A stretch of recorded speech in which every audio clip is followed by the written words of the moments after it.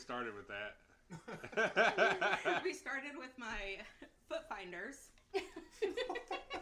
I'm gonna get one. Please don't burp over my intro this time. This entire conversation cannot get better than that, so we'll just shut it off now and we're done. There you go. Yeah. We've hit peak. This is peak podcast already. Peak podcast. Yeah, we're 24 seconds into this. Can I rely on you to subscribe to my foot finder? I mean, I gotta find it first. Okay. I will let you guys know. You'll link me to them digits? I will not eat food with my feet. Sorry. Well, maybe dip my toes in some pizza. Alright. We're good. I'll do that. That's as far as I'm going. That's as far as you're going. That's it? Hard limit? I want to be able to do like in the movies where you see like the girl do like the slow pulling up her like knickers or knickers. Did I hear that right? Her pantyhose. Just kind of like rolling them up. Yeah. Yeah. Yeah. I think you should do Foot Finder, Ben. You know, I left all my good knickers out in the car. I don't have them on right now. I thought you were going to say the other side of the planet. Yeah, I left them on there. Back on my side of the planet, I usually wear a lava, and it's beautiful. It's red, and I found it one day. I didn't even have to buy it, which is the real beauty of it, because it's free clothing, and it's what I have. And then there's an awkward silence where everyone's like, Ben, stop talking about your lava. Ben offered to buy me a lava, but he said I couldn't wear my turtleneck with it, or pants, or socks. Oh, I mean, yeah. No, it's just lava. That's the entire option, Shelley. There's nothing. So I said, never mind then. You don't need to buy me one. It's like socks with sandals. It's either yes or it's no. Rebecca has no idea what we're talking about. I'm going to show you my lava. Here we go. Tied in the fancy or not, and you got it. So while we're all gathered here to look at some pictures of who knows what on Ben's phone, I would like to address the fact that this is one of those moments where I gathered everybody around the microphone for absolutely zero fucking reason other than because I can. And here we are. So this is definitely not standard KAAMP programming, but by God, you can stick around if you please, and I'd really appreciate it if you did. Otherwise, we're going to get back to such fuckery about looking at Ben's phone whenever he's done digging through his gallery here. I feel like this is the risky click of the day, except I'm sitting next to him on the couch. So I'm not the one clicking. He has no pants on. Oh, yeah. That's my lava. That's way more So, enthusiastic. I have a red than I one. expected. I have a green one. She seemed upset. That's kind of. Aw. That's it. I'm sad I didn't get one. Those look like harem pants or like Thai fisherman pants. You can or have something. mine. You guys mine. I dig. It's a No thing I found turtlenecks I wear. required. I have a picture of me in something similar, and it's going to take me an hour to find. Oh so God! So we roast you now. Oh, when do you guys ever quit roasting me? True. I'm going to send you guys all lavas. I'm going to buy a bunch of them. Please and do. just send them. I'll be like, Thomas and friends and in America. Here's your lava. I'll give it to the postman, and he'll put it on the boat, and It'll get to us. it will It'll be perfect. It will show up here. I guess it comes to the White House first, and Biden is like, "Oh, this is for Thomas," because he's in charge of import-export stuff, right? What the hell has my son been doing on his laptop now? I mean, If that's the case, I will wear the lava without the turtleneck. Okay. Yes. well, only if they get the Joe Biden stamp of approval from the White House desk. Yes. Save the turtles. Yeah, that too. Yeah, it's a brave new world. Save the turtles. Wear lava, and No turtlenecks. where'd that come from? Just me. You're smoking something. Drinking beer. You have one of Just those. say it out loud, Ben. One of those magic USB sticks where the smoke comes out. I do. What kind of memories you got? I don't know. I feel as if you do know. I probably should quit. But I am, actually. You're like, I'm looking for a photo of myself, looking for a photo of Becca's in somebody. it too. Was that Bonnaroo? Yeah. Oh boy. Yeah, hell yeah. Oh boy. Thomas. What, Way Shelley? back. Okay. Since Ben is damn near the main topic. No, I mean, Not the main this topic. this assemblage of fine people is the main topic. 5 people are the main topic. Let's start with Rebecca. When did you meet Ben? Oh goodness. What year were you doing the live drawing sessions at your It was probably around gay street? 2016, maybe. All right. And I think I got to those at like 6 months or so after you started them. It was my wife used to watch your kid Yeah. at the daycare, And that's why I knew about them. And I think I have no idea. I can only imagine you showed up with all sorts of weird artsy stuff at the daycare center, and she was like, "Oh, you're into art. You should Look go at how hang out cute with my Becca husband because is." he also is strange." I think they had like some like artsy sock day or something, and she saw the socks I made and was like, "Did you do these?" No. did you think you're being accused? I Or, had no like, idea what was going on. Is this your fault? Yeah, Is this yeah, your- basically. You did this? But she's like, "These are pretty cool. My husband does artsy stuff. You should probably go check him out." And so I did at some point or another. So yeah, she told you to come down, and we met, and Thomas came back ever since then. Yeah, And I like drawing stuff. I think that we had a First Friday show with somebody that had done some maybe it was David Morgan, I don't know, somebody that did some glow in the dark stuff. And if anybody has anything that glows in the dark, Thomas shows up and he's just like, I love it. Yeah, I mean, I don't. yeah. That truth. If it glows in the dark, Thomas is like, this is you're my people. It could be anything. Yeah. Like those, what are they called? The algae that blooms in the ocean. Oh, I know. Yeah, the bioluminescent. Yeah, Bioluminescent algae. Thomas would be like, oh, it's my people. They're calling me. Yeah. Just yeah. walks And in. you just walk out. These lit up single cellular organisms just like squashing through them. My people, kicking them around. So rude. I'm an asshole. I love you. Ow. Oh, you I go. remember the first Friday that you came. Oh yeah. It was first Friday that you first showed up at the office, and I had just bought a GoPro camera, Oh no. and I set it up on my desk, Oh, no. and I was like, I'm think gonna. I know what you I got, put like it in 30 the what is minutes it of. called, the time lapse, and I'm gonna have like a 6 hours of just people running in and out, and it's gonna be cool to look at all these people just running in and out.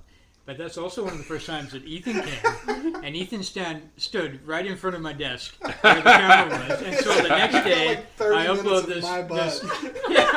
I upload this video card. I'm like, all right, this is gonna be 6 hours and 1 minute, and it was 1 full minute of Ethan's butt, Oh. and he's just moving it back and forth. It's like weight on the left cheek, weight on the right Oh cheek. my god. I'm like, the dude stood in front of my GoPro for 6 freaking hours.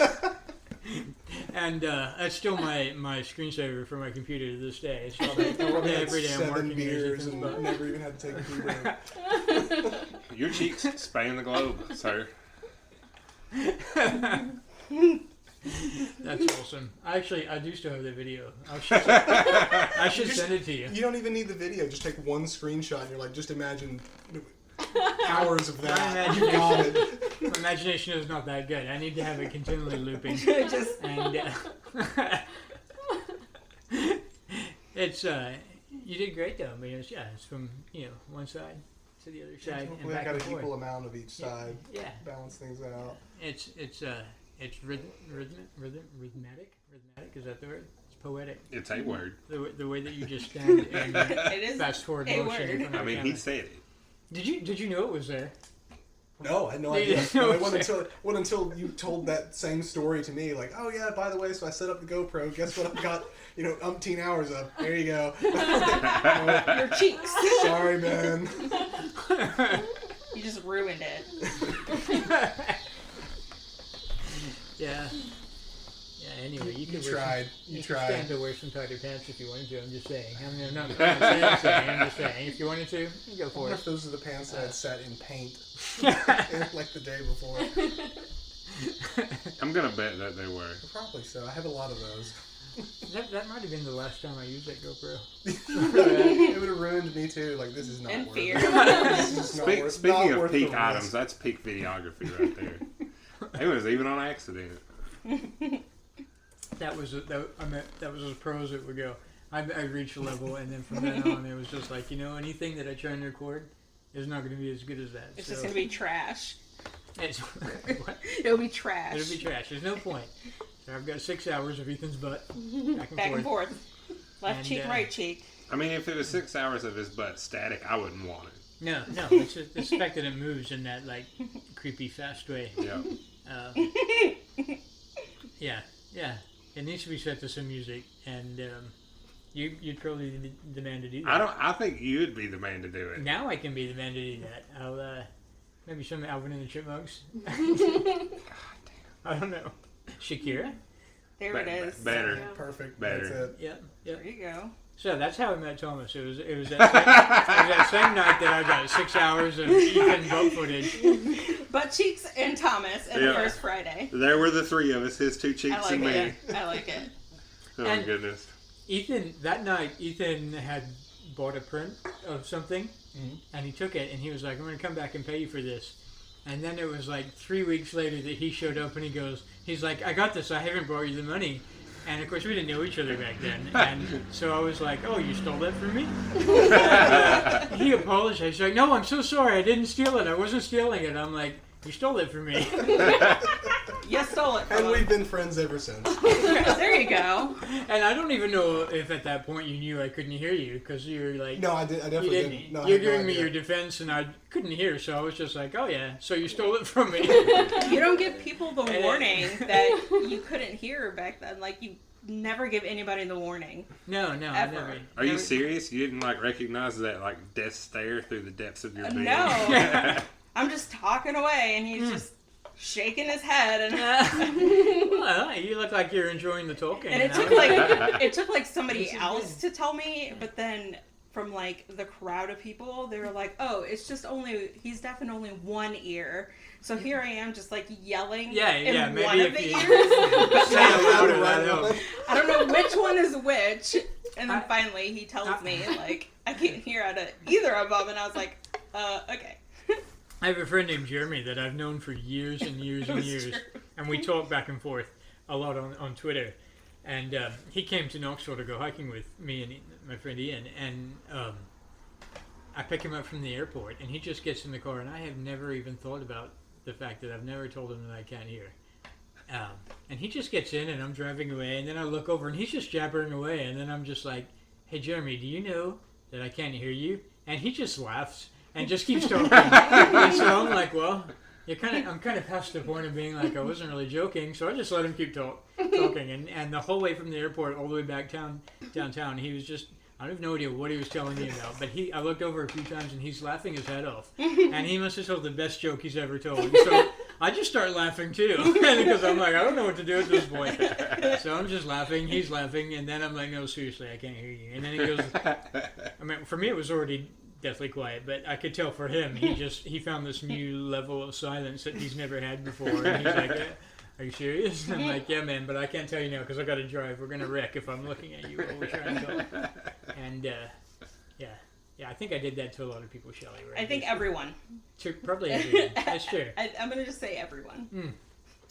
Yesterday, I was cleaning out my storage unit, and I'm taking a lot of paper to the recycling place. And there's some stuff that you're not supposed to recycle, I guess, because it's the wrong type of paper. And so I'm like, well, I don't really have the option. I'm going to go ahead and put this in there, and maybe they'll change their mind between now and when they collect this bin. Maybe they can figure out a way to do it. And anyway, the dude that is in charge of watching people to make sure they don't do what I'm doing, he comes out and he's starting to yell at me. And of course, I've got this implant on, and I hear him say, "Are you deaf?" And at that point, I mean, he hasn't seen it. He's on my right side. This is on my left. And so I turn around and I look at him and I'm like, oh, sorry, I'm deaf. And I just see his face just go completely white. And he looks to the side of my ear and he's like, oh, never mind. And he goes back into his room. And I'm like, well, that's cool. So anyway, I hope they find a way to recycle like that plasticky paper before the end of the week. Because I want to save the planet, and that was my motivation behind going ahead and giving them some initiative. You know, they'll find it and they'll be like, yeah, we should recycle this. We'll turn it into, it's a bunch of pictures of me. I don't know what they're going to do with it. It's probably just going to be all over their offices. They're going to be like, this is a handsome guy. They'll only take it from deaf people. That's it. No one else can recycle it but deaf people. Yeah, only deaf people. It's up to the deaf people to save the planet. It's because deaf people are lawless. Yeah. You're a lawless bunch. Yeah. You renegade. Look at you. So that's Running around dumping shit where you shouldn't be dumping shit. Acting like you're the boss. Yeah. getting your license. Yeah. Like, you can't hear. I can't hear you. Go again. Yeah, that's the first time I met him, and you I met on Twitter. And I was Yes. like, you should just come hang out with us. And you're like, I don't know. And I was like, come hang out with us. I don't know. Well, Come I hang out felt- with us, Shelly. Well, no, I felt weirded out. I'm like, this person just, like, started following me on Twitter, and then they messaged me about coming to their art studio. I'm like, who just does that on Twitter? I'm like, And then you showed up with And then old I'm style like- beer, and then you've been there ever since. Was old style? old style. Hey. Yeah, it was always old style beer. And I don't think, where did you even buy that? The only place I've ever seen it for sale is a place up by, It was like the right liquor store next- on Gay Street had it by the yeah. It was next to 12-pack for Sutry's. $12. Where else do you It get was like the liquor store next to Sutry's, like right next door. And I would just come Yeah. up and be like, I got me some old style. I'm from up north. Ha ha ha. Yay. No, but yeah, he just got a hold of me on Twitter, freaked out for a second, and then I just showed up. That was like in Just like What? walked through the door hoping to not be made into like a 2017. the skin dress. It was like no, it was the Yeah. first Friday. Yeah. It was the first Friday, and I think it was Steven's like hair art. Oh yeah, Ah. Steven's hair art was I beautiful. was there for that. I think Yes. that might have been Yes. the night I met you as well. It could have been. I met so many people. I'm trying to talk to Ben. He can't hear me. Yeah, but I hadn't told you that. I'm so. looking at hair. And The Lots best of thing- hair. The best thing about Steven's hair art was anytime that someone was looking at it, he would walk up behind them and go, "It's hair," and that was it. It was so awesome because it was so obvious, but also so true. And it was like, yeah, it's hair. And then some people would be like, "Well, yeah," and other people would be like, "Oh, yeah, I see it now." And it was like every single picture was hair, and it was his hair. It was his own hair. I liked it. I mean, It was beautiful artwork. It was great artwork. But just the fact that he was like sneaking up behind people, like that's just Steven. My favorite memory of Steven is his giant box of like oh, Twix. I'm gonna say something else. Like, I mean, I don't know I was gonna about say I've that. never seen it, but Oh yeah, just to remind everybody, this conversation is marked explicit. So fuck it. Fuck it.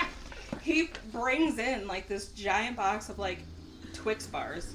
There's like Twix 20 of bars. them. Twix. Yes, Remember yes. that? Yeah, they were half expired. Yes. You mean Yeah. you mean 40 of They them? fell off a truck or. I don't know. He just shows up randomly, like drops them off. He's there for like a total of 5 minutes and then leaves. Yeah, We're just like, what the Yeah. fuck just happened? yeah. He's got all those Twix bars, and he got them from like some kid that was selling don't- them for school fundraiser or something I like have that. no clue. He just showed up. He was like, "Here, I got these for you," and I'm like, "That is awesome.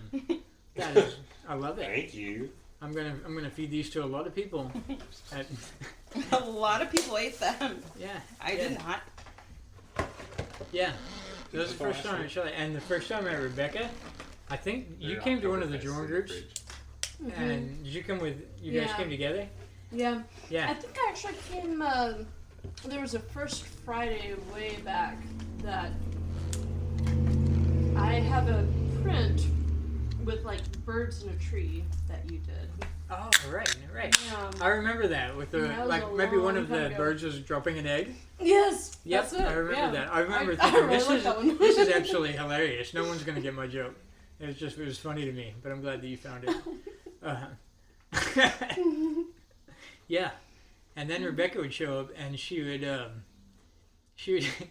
you would always sit in the same spot every week, the same spot right in front of the wall where that kind of the angle was, and you would get so stoked every time we would have a male model. You would be like, "I'm so much better at Guilty. male models. You're very good at male models, Rebecca. You're very good at that. And you gotta hone that passion and enjoy it as much as you can." So really detailed. Yeah. Look at that! All that. For a 60-second sketch. That is very. Are you sure that's a gesture? I wanted to be like, Rebecca, the model has more than just that one part, or those three parts, however you want to But, she found her passion, and There I it raised my was. glass to that. It's funny though, Rebecca, from when you first started coming to the last time we were doing it, your art, it was like you evolved so quick and so fast and got so very, very good at drawing. I don't think I've ever seen anybody just change from, I mean, that was only, maybe 18 months or so that we were doing that. But the drawings that you did to start with to the confidence that you had at the end, it was just like, it was incredible. I don't think that there's anybody else that came along that just like jumped in so fast and so hard and just enjoyed it so much. And I don't know, that makes me feel good. Every time you come and I see your drawings and you're so passionate about it, so excited about it, I'd be like, wow, that's pretty cool. I wish Ethan could do that.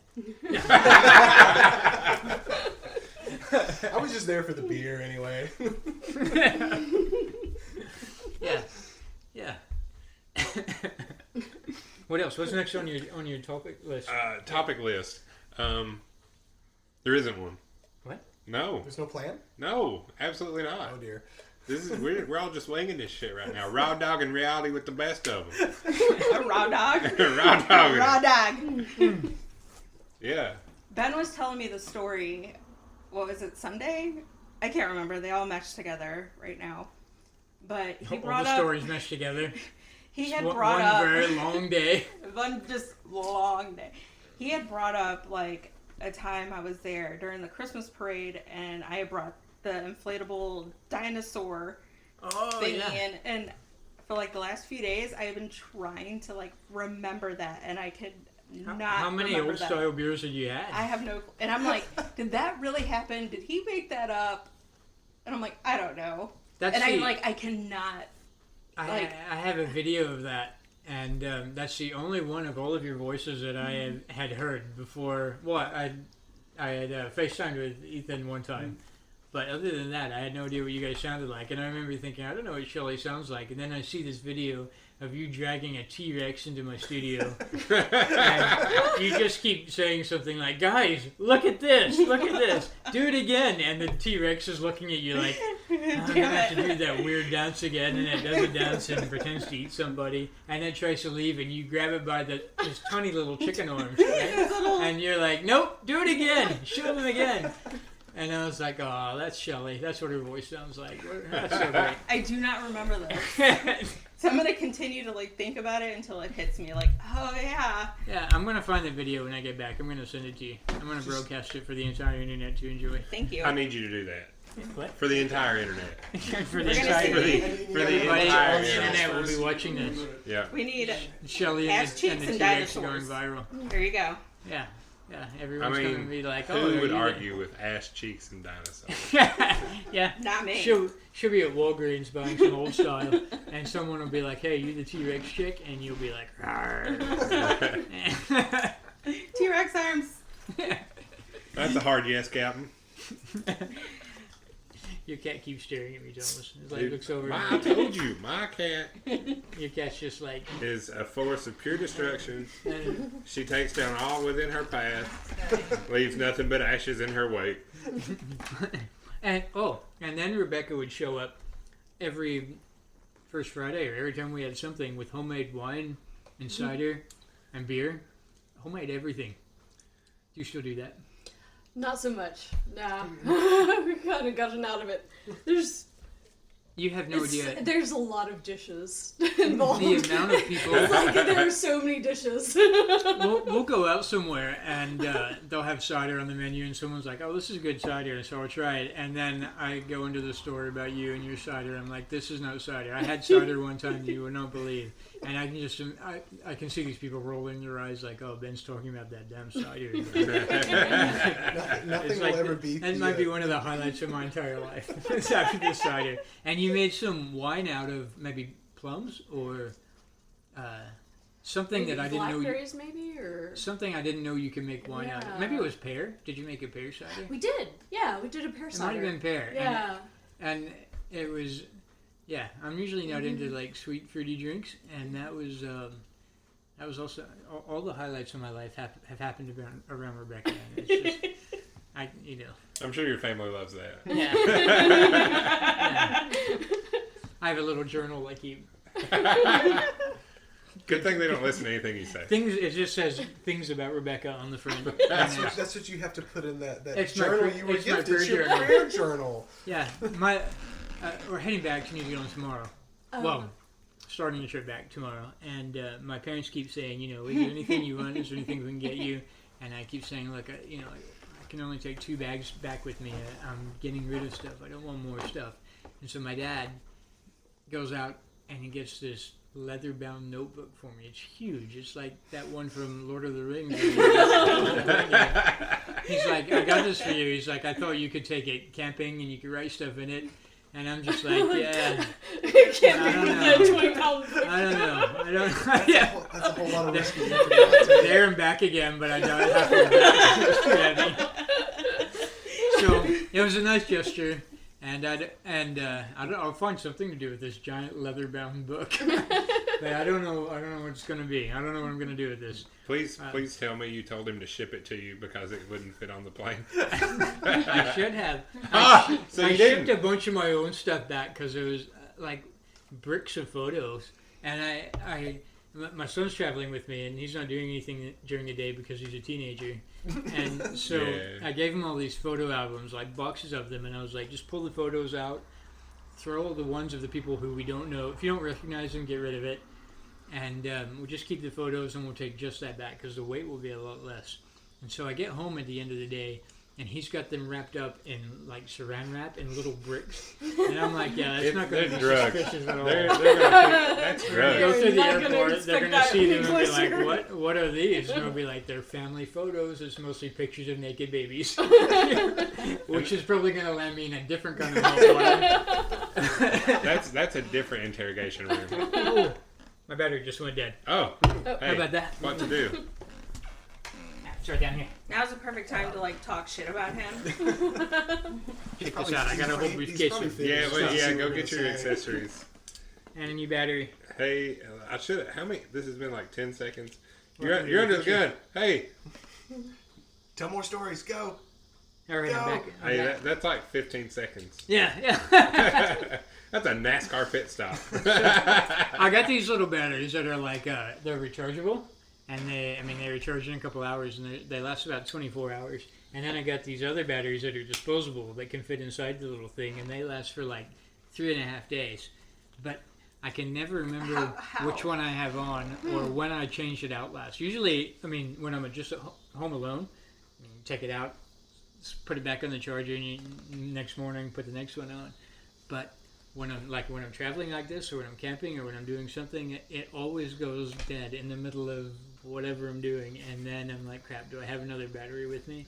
And depending on who I'm talking to, like if it's someone that I'm not really that into, I'm like, battery's dead, gotta go home. Man, you can't be telling people like the all your guy- trips. Yeah, talking with family, and I'm like, time for bed, and they're like, it's only 3:30 in the afternoon. I'm like, yeah, well, can't do anything. It's like the cool part of me being a sideboard just stopped. Yeah. Yep. It is quite cool though. When I go camping, I've got a solar panel that charges up my hearing. Cool. So I strap it on the back of my pack, and it's connected to an external battery that's on the inside of my back. I was so I hoping guess you were I going would to say make you it. had it on a hat. So I really would be wanted you to awesome. say you had Maybe it on like a a hat. rainbow umbrella hat. Actually, I hadn't even thought about that. But this panel, it's like hanging open on the back of my pack, so it's charging up during the day, and then when I get to wherever I'm going, I can plug my ear in overnight, and by morning I've got hearing again. And that is like, it's beyond, I don't know, it's just beyond amazing to me thinking about this, that I go like out into the woods for 2 or 3 days at a time, and I don't have to worry about my hearing stopping because I got the sun, which is, and I don't know, these solar panels, they charge even when it's cloudy. Yeah. I don't know. Yeah, they do. It's some type of magic, some type of sorcery that Yeah, exactly. all the things that I thought I knew are just not true. Have you ever turned your ears off in the woods just because you're tired of listening to the Oh woods? yeah, a lot of the time when I'm actually hiking, while I'm moving, sometimes I'll just take it off and just sort of like just enjoy feeling the forest, because there's so much that you pick up, the vibrations from it. That being deaf for 10 years, I picked up vibrations anywhere I went, and being in the forest, especially, I could feel things moving. I don't know how far away they were, but you could feel an animal out there. You could feel the tree swaying back and forth. And now that I'm hearing again, I don't feel those as much. So when I'm out there on my own, I'll often take it off and just try and get more in tune with nature. That sounds like a very hippie thing to say, but fucking commie, why you do this? yeah. But being able to feel what's around you more than just relying on what feel you like a can hear. hippie, you commie. I bet you share everything, don't you? Yeah. But Get then, out of here with course, your when I get feelings. to wherever I'm camping, I turn it back on so I can listen to music like Green Day and feel like I'm in nature. And I gotta tell a story on Ben here. Please do. So I can Ian listen to and your Ian and podcast that I I've don't know if you're downloaded. there, Ethan. Yeah. Straight We were through. hiking, and we were all hiking at different speeds, so we were all in different places, and When just me hiking and up Ian in the Smokies, I think. Yeah. And with Ian, and Ian was in front because he's fast, and Yeah. but he came He across a wasn't fast. rattlesnake He was hungry. Is in what the he middle of was. the trail. I was there for that one. Oh yeah. Ben, that's like your And perfect opponent. and You the snake was rattling, but we were Yeah. running, trying to catch Ben. Like, Like- Ben, stop! That's a big goddamn snake. Yeah. Another We kind of all time, got caught up to the same place again after that. another time I went hiking with Ian, I was this when you scratching your chest from the center out means bear in sign language, and he doesn't know this, so it didn't help for me to know this. And we get to the top of this mountain, and this time I get up there first because it was like a 4-day hike, and he was doing the whole 4 days, and I was just doing an overnight hike, so my pack was half as heavy as his. And I get to the top, and there's a mama bear and 2 or 3 cubs, just circling this tree. And I'm hiding behind another tree. Not hiding, I'm there. And I'm just sort of waiting for Ian to come up the trail. And I see him pop up, and he's running along, and I'm trying to be real quiet, and I'm doing this thing, scratching my chest, telling him about the bears. And of course, he just sees me, and the one sign language he knows is bath, which is this. Oh, he knows that one too. Yeah, I was gonna say, But surely bath he is knows the whiskey. same thing, but you make 2 fists and rub them in circles on your chest, like your, soap bubbles kind of thing. And he just thinks I'm making some type of bath joke, and he comes just running up to the top of the hill, making these dumb bathing signs. I don't know, and I'm trying to tell him to shut up because there's a mama bear and her cubs right there, and that was nearly the last I ever saw of Ian. But after that, I made sure that he knew the difference between bears and bathing. And, I think he still knows. I don't know. I ran into him last week. We had a few beers up in Kentucky, and he should be here right now because he likes hanging out with you guys. Well, I think he misses it. Next time, We'll add another logistical hurdle to this get together. You like a challenge. Yeah, I mean, sure. That's why I do this out of the goodness of my heart. You can do your whole next podcast with Ian doing it in sign language, and the whole thing can just be listening to rubbing sounds of Yeah, it'd Ian and be his chest. AMSR or ASMR sign language. Yeah. Good thing I got one of them radio faces. Yeah. A big frustration I've found is New Zealand has its own sign language. It's not ASL, which is American Sign Language. They have their own, and it's why the heck do different countries that speak the same This language? was our one opportunity to speak a Yeah. common language. Yeah, it's this is your chance to make everything uniform, and they're no, we're doing our own. So that was kind of a challenge when we moved back, because they use 2 hands to do everything. American Sign Language is designed mostly to be able to do anything with 1 hand. New Zealand Sign Languages are remember those things when you were a kid with the yarn and you got the 2 hands to make the Eiffel Tower and whatever else? And it's what the heck are you guys doing? Why'd you make it even more complicated? It's something so simple, and you guys do I don't know. Yeah. Anyway, what's next? on your topic list? The topic list, yeah. Did you put together a topic? Hell no. You don't know. I asked about this earlier. I'm is there a topic or top picks? And And I you was- said no. I said, no. What are we going to do? Well, the answer to that is whatever the fuck we want. Because we're all grown-ass men here doing the damn thing. That's right. Becca, how are the fish? Fish are good. The fish are good? Yeah. What fish are the fish right now? Oh, let's Did you say see. how are the fish right now? Mm-hmm. Do you name the fish, Rebecca? Do you know them all? There are some that we name, yeah. There's some we or you? We, We? no. We? Well, maybe me. I So, don't know. so if it's a we, do y'all sit around and talk about it and be like, no, sample number 14579 should definitely be a John. That shit is a John if I ever damn seen a John. That's a John. We have a bluegill that came back. A bluegill that came back. With so we were. Do you recognize them or are they tagged? rescuing Barron's top minnows. She just calls them from by their Middle name. Tennessee. That's why they named them. Yeah, well, you asked me if I named a fish, and They we got got a a fish little with the ID. names. She just whistles for them and they come back. Fish They do come when they whistler. see me because they know I bring the food. They're like, breakfast!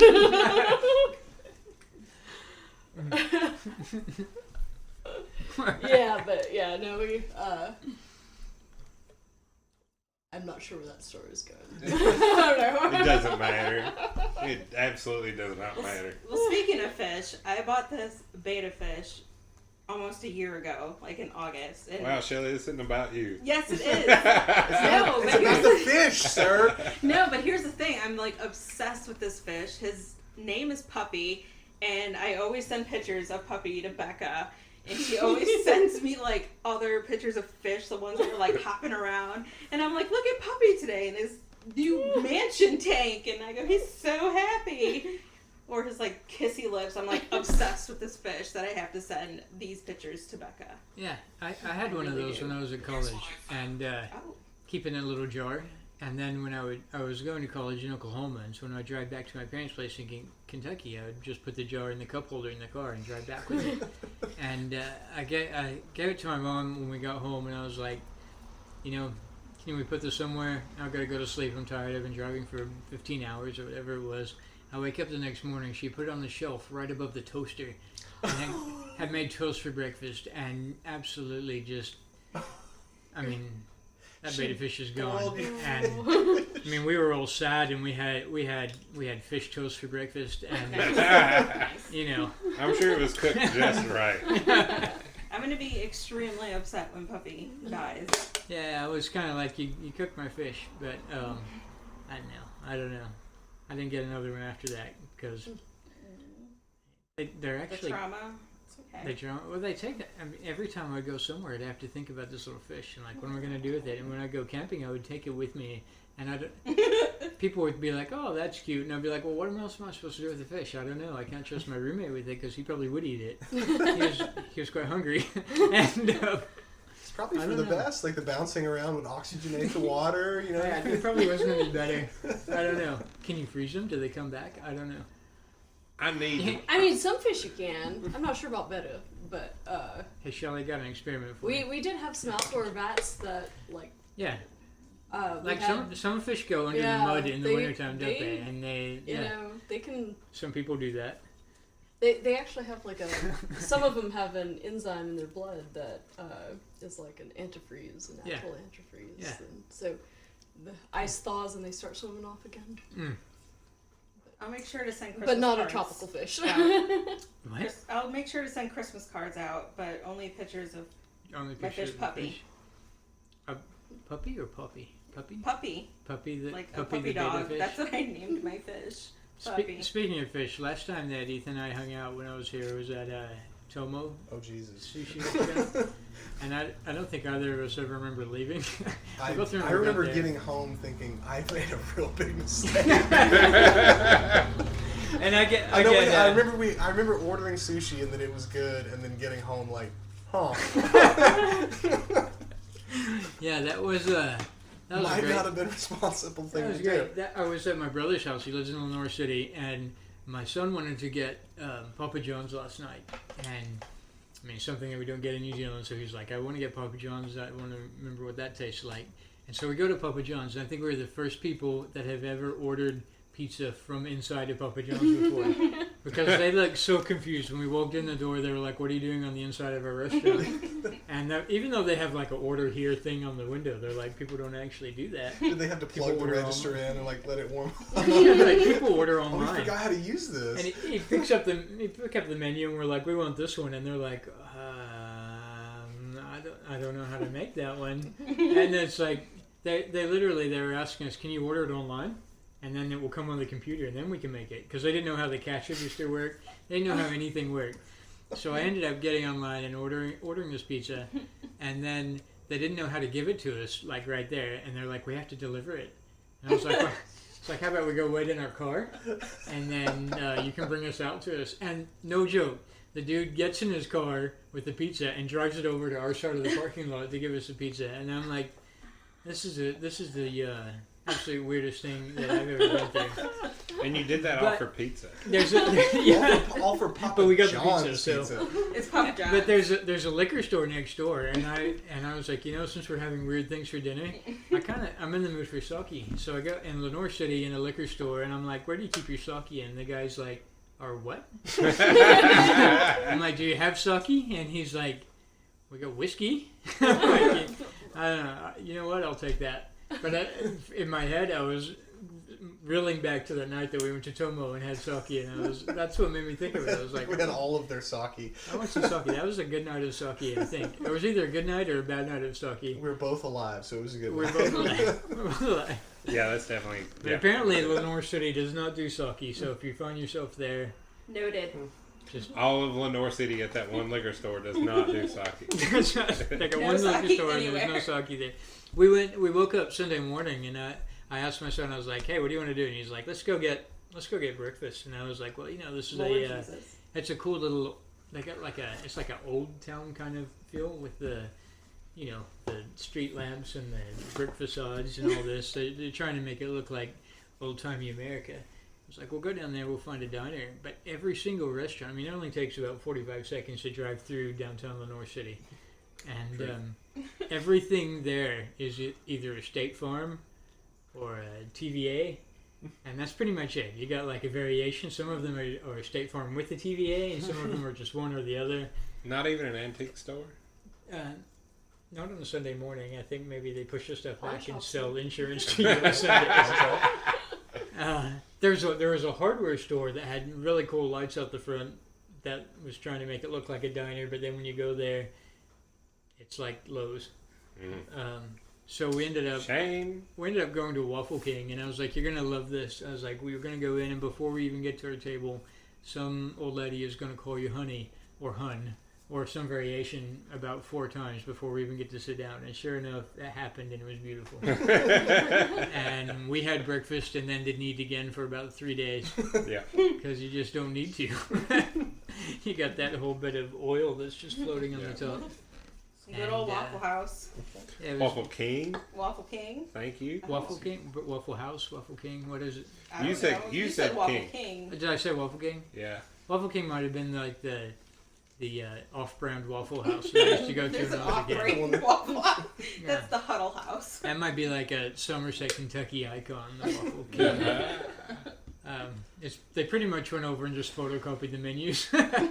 Laminated, they're there. They butter down the tables before you sit down as well. No. And, That's why they're sticky. yeah. Which you want the table with the fresh butter, Yeah. and that way when they put the waffles down, your plate kind of floats over to you, kind of little. Yeah, it's got like an air bubble between the plate and the butter. It Like air walks. hockey or Yeah, and it's like those bars from the westerns where they throw the beer down to you, but you can just push a waffle across the table. It's a beautiful thing. We don't have that. I need that in my life. What are we doing after the podcast? Where's the nearest Waffle House? Waffle King, excuse me. Waffle King. The nearest Waffle House, since we're in East Tennessee, is on, I think, Paper Mill and Wisegarter. That's way too far. There's one on what? Shaw. There's one on Road? Shaw as well. I don't know which one's closer. It's probably like 0.2 of a mile different. 1.9 and 2.1 miles. Pick your poison, Daddy. Let's go. Literally poison. Yeah, right. Listen, there's nothing bad for you about scattered, smothered, and covered hash browns. Okay? Well, I went to It's the high way school to in go. Oak Ridge, and that was the only thing that was open late, and so that's where we went. We went to Walmart and the Waffle House because they were open past 2 o'clock. You come up from Waffle House at about 5 in the morning and you see the most beautiful sunset you've ever seen, or sunrise, not sunset. Come up 5 a.m. to see the sunset. You can go back into Waffle House and have a few more waffles, I guess. I don't know. I want 2 more or whatever you just gave me. They've just opened the first Taco Bell in New Zealand, and it's Just now? It's right downtown. They don't call downtown. They call it the CBD, which stands for the Central Business District.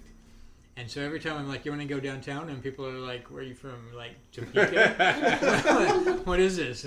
And You sound like an American. so we go down to, they've got this Taco Bell, and it's just right in the middle of the CBD.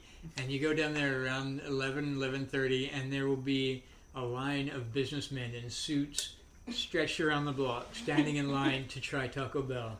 And I want to go through and tell each one of them, don't do this. I love you. Do you have any, Somebody do you loves have any you. meetings this afternoon? Because you're about to make a Yeah. mistake. Yeah. It's like you're going to want to keep that tie because you're going to be needing it here in a minute. It's like you should definitely do this on a Saturday when you can be home. It's crazy. So they've got this one downtown where all the businessmen go, and they seriously wait like an hour in line to get the worst tacos that have ever been made. That's America's But finest it's right become there. so popular that they've installed a second Taco Bell, but this one is right next to the airport, which is a terrible idea because people are like, I'm going to go to Taco Bell and then get on a plane. And yeah, that's just, I mean, why? They don't know any better. They're ignorant when it comes to Taco Bell. They're just like, they see it in the movie. They're like, oh, this is authentic Mexican restaurant. I'm gonna have some Taco Bell, and then I'm gonna fly to Fiji. And they have no idea that it's just going to be a terrible flight for themselves and everybody in sort of the 5 seats around them. I don't know. Yeah. Well, I mean, Taco Bell won the fast food wars, Yes, right? I did. No. Yeah. Is a Demolition Man reference. Yeah. Well, I'm on top of that one. The franchise. It was the franchise war. It was- Oh, it was like franchise bougie war. as hell too. Yeah. Loved Murder, Death, Kill. Oh. Murder, Death, Killer. It's Wesley Snipes and Sylvester Stallone and Sandra Sandra Bullock. Bullock. Yeah. And what the fuck with the 3 seashells? We would all have tickets or whatever, like citations for foul language. I still question the 3 seashells. Like, think Nobody about it. Nobody knows. But you've questioned it. So this is like an actual show. It's a movie. Oh, It came out in the early hilarious 2000s. movie. Okay. I watched No, the it was Sylvester like, that Stallone movie was movie. 1993. You're kidding. Look it up. 1993. I'm referencing right now. What's the name of it? Demolition Man. It's a funny, like, he was frozen, It's like a cop who was frozen, I like and the he's woken up in the aftertaste. future Yes, because he's yes. the only one who can catch the bad guy, but it's real. Yes, it's I real remember tongue that. It was in 93. cheek. Told you! Oh my god. But it's super Oh, tongue in please. cheek. Like, Don't cough this time. You can cough, it's okay. That's a normal human process. I will say, I've gone back and watched it in maybe the last 3 or 4 years. Holds up quite well. You You just know, ease your way it's into so, it. like, just- Ease your- It's so tongue in cheek. It's like, come on. They're not expecting you to take it seriously. It's great. Pass it to Ethan. He's been eyeing it. But Dennis Leary plays an underground gang leader, and That's all of their awesome. armor is like ATV and dirt bike tires and stuff like that. Yeah. And they live down in the sewers, and it's like some real Ninja Turtles bullshit. Nice. Do you guys remember this movie about a mannequin that came to life? Oh, that I think it was sounds called familiar. Mannequin. I don't know. It's like That this- reminds me. Have you seen a it's movie like I one don't of called think I those- watched it in a state one of those where I 90s remember movies. the This plot. boy makes friends with a mannequin, and the mannequin comes to life, and the bad guy in the movie has a mole that has a hair on it that is just so long, and I think they maybe they thread beads on it or something. I don't know. It's just absolutely disgusting. I I can think only this is hope. just a dream you had, Ben. What? This is a dream you had. No, it's a great movie, Shelley, and they made a second one, and I think they called that Mannequin 2. That's sad. Wait. TWO or TOO? What? Mannequin 2. Which. I hadn't even thought of it that way. But Ah. I'm pretty sure it was a USA Today, or no, USA original.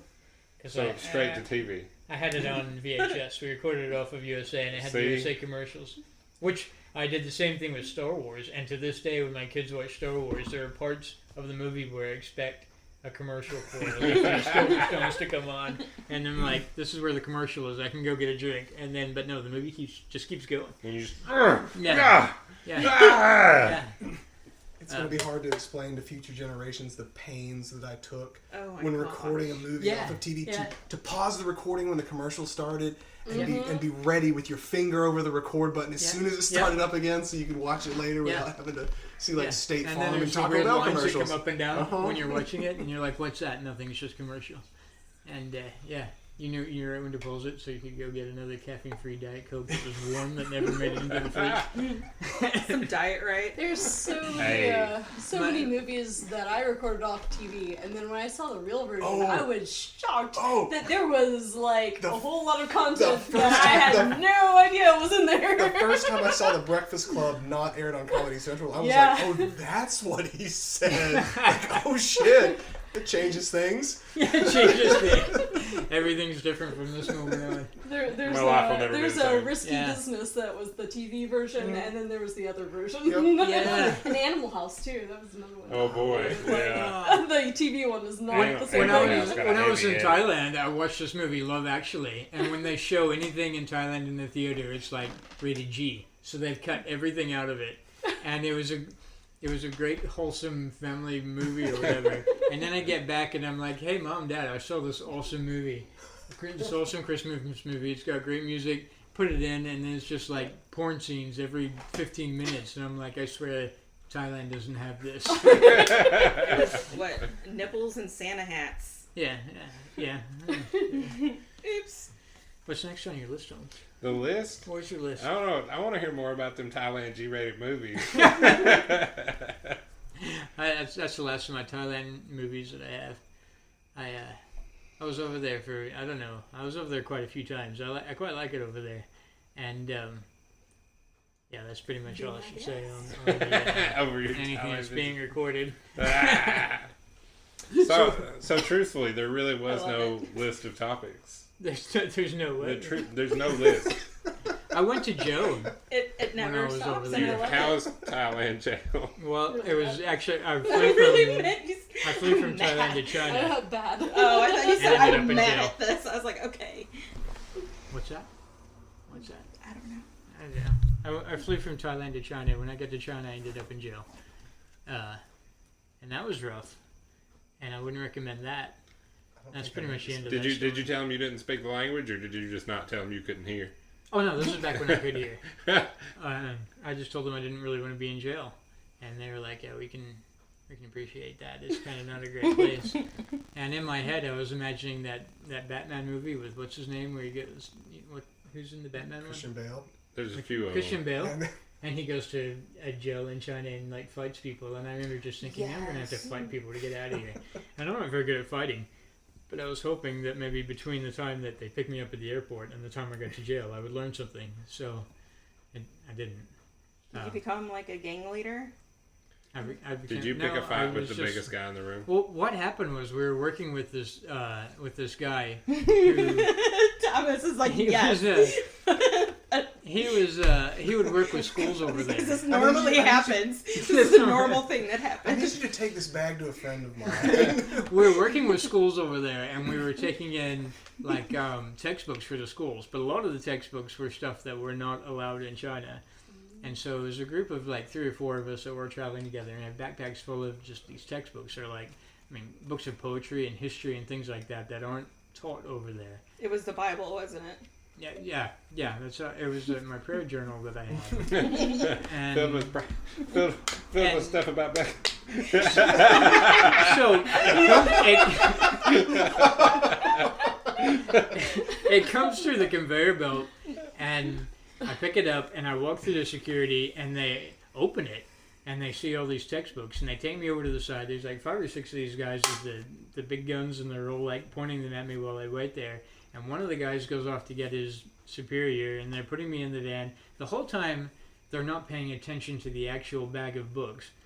And my friend who's there with me just sort of like, he doesn't see all this happen to me. He just is walking by and he notices the bag and he's like, oh, that's Ben's bag. He picks it up and walks out of the airport. And so when all the army guys turn back around to look for the bag is gone, and they're like, well, we can't really hold you, I guess, because there's no evidence. And they just let me go.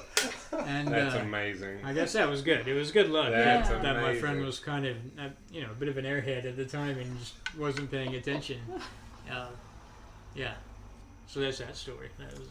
That's about it there. So Chinese authorities don't have eyes in the back of their heads. From there, we went to Vietnam, and we went out to the Coochie Tunnels, which is a great name. Please say that again. And Coochie Tunnels. Coochie Tunnels. I want to hear Ben say that again. We tunnels? had the liquor that's made with the vipers in the little jars and all of that. Oh, yeah. And then they took us out to a place. Well, we crawled through the tunnels because they wanted Is to that show us what how you scary did they at the are. time? You crawled And through they're the freaking coochie scary. tunnels. There's snakes down there, and probably still people that want to shoot you. And I was there. You're honestly, telling me there's snakes in the I was Coochie there with Tunnels? this old dude who is a veteran, and his whole job is to go into the middle of nowhere in Vietnam and Laos and Cambodia and Thailand and try and find old American POWs who are still being held there. And he's found a few, which is nuts. And the people are so, past sanity that it's not even, it's just crazy. But that's his whole job. And so we're there in Vietnam, and then he takes us to this field where he's like, you can rent the grenade launchers, you can rent the bazookas, you can rent it's like all of these weapons that are from the war, you can just rent them for like $5 an hour and as much ammo as you want. $5 an hour. And he's like, we're gonna shoot cows. Oh my goodness. I was like, I want to shoot, but I'm not just into like obliterating a cow. I'm into, Cows. I like burgers, How about a but bottle? Just a grenade but we launcher get right we at get a to this cow. valley. They don't even have the weapons at the place you shoot. You like pick up the bazooka, put it on your back, and then they put you in a little bus and they drive you around to where you're gonna do the shooting. And we get there, and it's a valley and a hillside in the background because you got to protect the population when you got all these white people running around Crazy with white people with bazookas. guns. And That it's sounds not familiar. actual cows. They have they have fake cows on like metal legs that are just stuck into the side of the hill, and that's what you shoot at. And I had a blast, man. I spent the entire afternoon shooting bazookas at cows on the You side did of the shoot hill in cows. Vietnam. And Yeah, it technically feels you did. wrong. It feels really wrong because you're like, I'm in Vietnam and I'm just blowing a hillside up. But I guess they're making money. They're enjoying it. I'm enjoying It's a it. good way There's to no get cows lit. getting hurt. Man, colonialism is lit. Oh, yes. And then when you're like a done, you're time. like, all right, let's go have some more of that viper liquor. I guess. I don't know what else is there to do. And we'll do it again tomorrow. And from there, I went back to Thailand. Went to Chiang Mai. And we were at a bar, and the bar, like the wall, we're sitting in the bar, and there's a back wall to the bar, and we're like in the back booth, we're just having a few beers, laughing about what we did, and since no cows actually were killed, and the entire back wall of the bar just falls down, and we're like, oh crap, how many have we had? But then it turns out that all the bars, they're built around a kickboxing ring, and so like all the walls are just being pulled down. They're like bamboo walls that are pulled down, and we're looking at this kickboxing. What do you call it? I mean, it's a ring. Arena. Yeah, I guess. The kickboxing field. Yes. We'll call it that.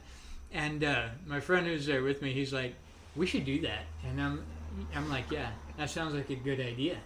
And so we went kickboxing, and I made it to the third round before I got knocked out, and I woke up back at home the next day, and I was just completely purple. My whole face. There's nothing left of me.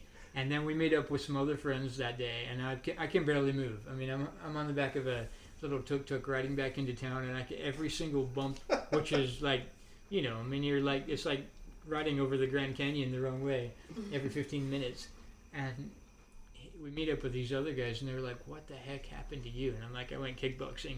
And they're like, we should go kickboxing. And I was like, yeah, we should go kickboxing. And I did it a second night, and I didn't make it past the first round at all. Like, probably 3 punches in. Well, like, probably 2 concussions in a row is one of those things they tell you not to do. I was like, I'm only going to be in Thailand once, and this is the third time I've been there. I'm like, I'm only going to be in Thailand once, so I got to make the most of it. And Yeah, so you voluntarily got an ass whooping. You voluntarily got an ass whooping twice. Well, yeah, but the first time I thought I was going to win. So I got that had to be the for me. booze talk. And the second time I knew I wasn't, but I thought surely I can't get any worse than I am right now. Oh, okay. And I remember, have you seen, what's that Brad Pitt movie where he does boxing? Lock, Stock, and Two Smoking Barrels? And Snatch. They film it underwater, is that right?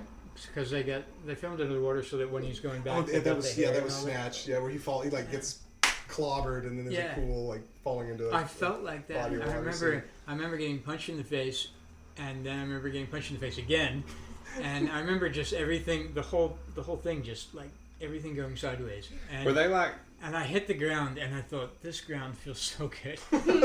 And then I felt like I was sinking into the ground. And I was like, I'm dying. This is the end of me, and I've had a good life, and I didn't end up in a Chinese prison. I didn't get bitten by anything in Vietnam, and I shot the cows without actually shooting a cow. And here I am dying in Thailand after my second fight, which is pretty much going out undefeated as far as I'm concerned. That's a roller coaster. Was there a line of people trying to fight you? After I woke up from that, we go to this bar. And I got him next. Like, I'm going to beat this white guy's ass, you watch. we go to this bar, and we're getting victory drinks. I don't know why, because none of us won.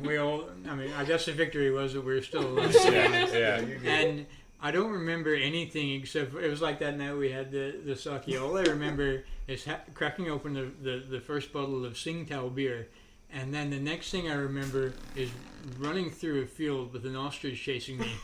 And then I remember waking up the next day, and I remember telling the guy I was like, do you remember anything about ostriches last night? And he's like, yeah, I kind of do.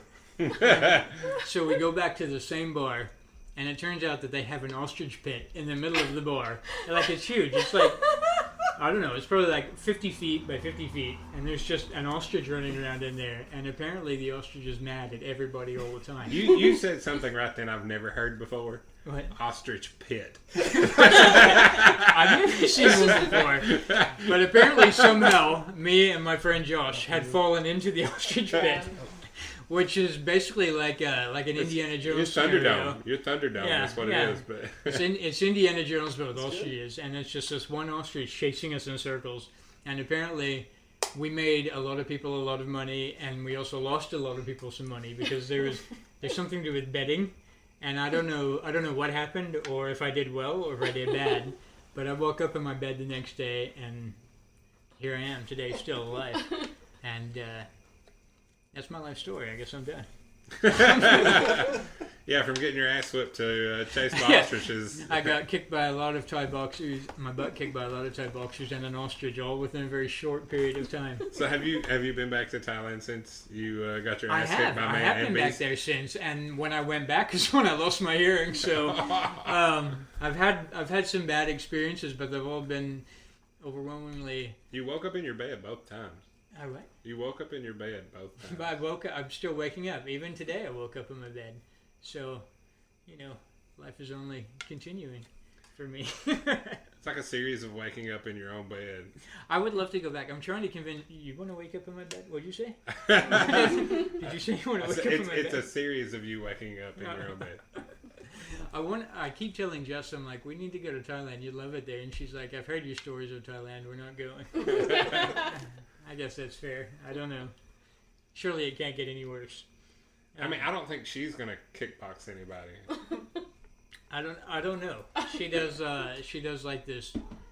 It's called refit. It's like dance aerobics, and she could kick my butt. No questions asked. She could kick my butt, and sometimes she does. And sometimes that's quite kinky, and I enjoy it. And other times I'm like, this reminds me of Thailand. Anyway, enough about me. No ostrich, no. Is your safe word ostrich? I really hope so. If I wake up tomorrow morning and the only thing I can remember about this podcast is some ostriches, I'm going to be kind of Thailand flashback. A little bit excited, a little bit curious. I don't know. As long as you wake up in your own bed, everything's going to be fine. Yeah, but as long as he wakes up in his own bed, everything's okay. Everything is A-okay. There was some weird shit that happened yesterday, but I'm here in my own bed. Everything's fine. Time to go to Waffle Everything's House. fine. Yeah. Waffle King. Waffle King. There are no Chinese cops here. This is great. Yeah. Ben, did I ever tell you the story about how I thought I was going to die in my apartment my first night in my apartment all by myself in Knoxville? Oh, you're scared being by yourself? No, I thought I was going to die. You thought you were going to die? Yeah. But you made it? I did make it. What happened? Well, I thought a train had derailed and was going to explode. That's not entirely out of the realm of possibility. You're exactly right, which is why I was scared. Because I was laying in my bed. It was my first night in my first apartment all by myself. Yeah. And it's next to an alleyway and trains, on Fort Sanders. Trains come through late at night. The chains, everything clanks together, makes a god-awful noise. Yeah. Well, I heard said god-awful noise. And I thought the train had derailed and one of the propane tanker cars was about to explode. And the whole building was just going to fall down on top of my resting naked body in my bed. Yeah. And I was just going to die naked. Let's hear more about your resting naked body for the podcast. Rebecca wants to draw. We can paint a picture with words. But yeah, I was like, this is it. My life is over. Yeah. I made it out of Sneedville. Yeah. But, I'm going to die naked in my sleep as this building falls on me because this train car for some people, exploded. that is the dream. Well, suddenly I came to sorts with this, and I was like, you know what? If I am dead in the next, 2 seconds, I've never been more comfortable in my entire life. I'm laying here like curled up against the pillow. Like, this is not bad. I am comfortable, and they'll excavate my body out from under this whole building. I'm just gonna be laying there like Your like snuggling my pillow. Your obituary would say something like, Thomas Zachary railroaded in his bed naked. And somebody ran a train on him. Yes. If it wasn't that, all of my friends failed me. They're all calling the newspaper like, no, really, like, just put this in. Please, please, please. When me and Rebecca and Ian went camping, I had the first night we were there, I had like a slight fever. I wasn't quite sick, but I was just I think maybe a bit of dehydration. And so I wake up in the middle of the night, or maybe I think it was the second night. Oh yeah. And we had gone down into a valley, and there's these big tall trees. They were just super skinny, tall trees, and it made us feel really small. And I woke up in the middle of the night. I had to be. I get up out of my tent, and my brain wasn't quite right, and I look behind me. You don't say. It's it's sort of foggy, these giant trees, and I look behind me. And I was telling Ian this the other night when we had beer. I never told him before. I don't know why. I was embarrassed. I just kind of, I don't know if you're looking at me like, where's this story going? But I look behind me and I'm peeing, and I see this giant creature just standing in the middle of the campsite, and it must be 20 feet tall. And it's got these long, skinny, gray, hairy legs and arms that are just swaying back and forth. And I was so freaked out. I was like, I don't know what the heck that is. It looked like, if you can imagine, a giant gray Grover. And it's just like swaying back and forth with these arms and legs. And it's foggy. Everything's just gray. And I'm like a little bit dehydrated. Something's just not quite right. And I remember just thinking, I'm gonna die. This thing turns out Bigfoot's real, and the reason we haven't found him is because he can hide in the trees because he's so tall and skinny. He's killed everyone who's ever seen him in your necks. Yeah. I was thinking, shall I tell Rebecca and Ian? And I remember just thinking, nah, I'm going back to bed. I just went back into my tent and zipped it up. And I was like, maybe it didn't see me peeing. And anyway, sorry, Becca, I sacrificed you to the giant. Yeah, well, no. I was just contemplating, would I rather have known or not known? Would I want to see it coming? Yeah. It was one of those type of situations where the next morning when I wake up and I'm thinking, did that happen or did it not happen? I'm just not going to talk about it. Well, as a minority, I would have died first if I had known. So, you first? Yeah, first. What, would you like attack him? Or would Well, no. Because since I'm the minority, it's either me or the black guy dying first. Oh, that's true. Yeah. That's true. Yeah. I can see that. Yeah. I mean, that's just how movies work, man. I was just thinking that like I'm just thinking, this is the first time I've heard that story. And, Like, I never told anyone. I told Ian the other night. And this thing was creepy. I mean, because it was so tall, it was. I mean, it was like the trees. The trees were tall, and I'm sure that what happened was my brain just locked onto the trees and started them swinging, and it just went with the visual thing. But it was like this giant Bigfoot grover just moving back and forth. And I remember thinking, Ian's tent and Rebecca's tent are both closer to this thing than my tent. So, sure, look how skinny it is. It can't eat 3 people. It can get through maybe 1.5 of us, and I'm going to be fine. I'm going back to bed. Sorry, Rebecca. Oh. So the sound that I thought was the explosion of the propane tanker car was actually the waste management truck dumping the dumpster into the tanker. So, it's just and I'm like, oh God, I'm going to die. So you didn't die in the end. I found out later that week that it was the waste management truck, and I felt like a dumbass. See, I never found out what my monster was. I to this day, I just assumed it was Grover Bigfoot. And I mean, that's the only thing I want it to be. And when I think back about it, it didn't look vicious. It didn't look, I don't know. It just sort of looked like it was sort of lonely standing there in the campsite. And maybe, I don't know, maybe, I don't know. Who knows what happened. But I was safe in my tent. Look, people.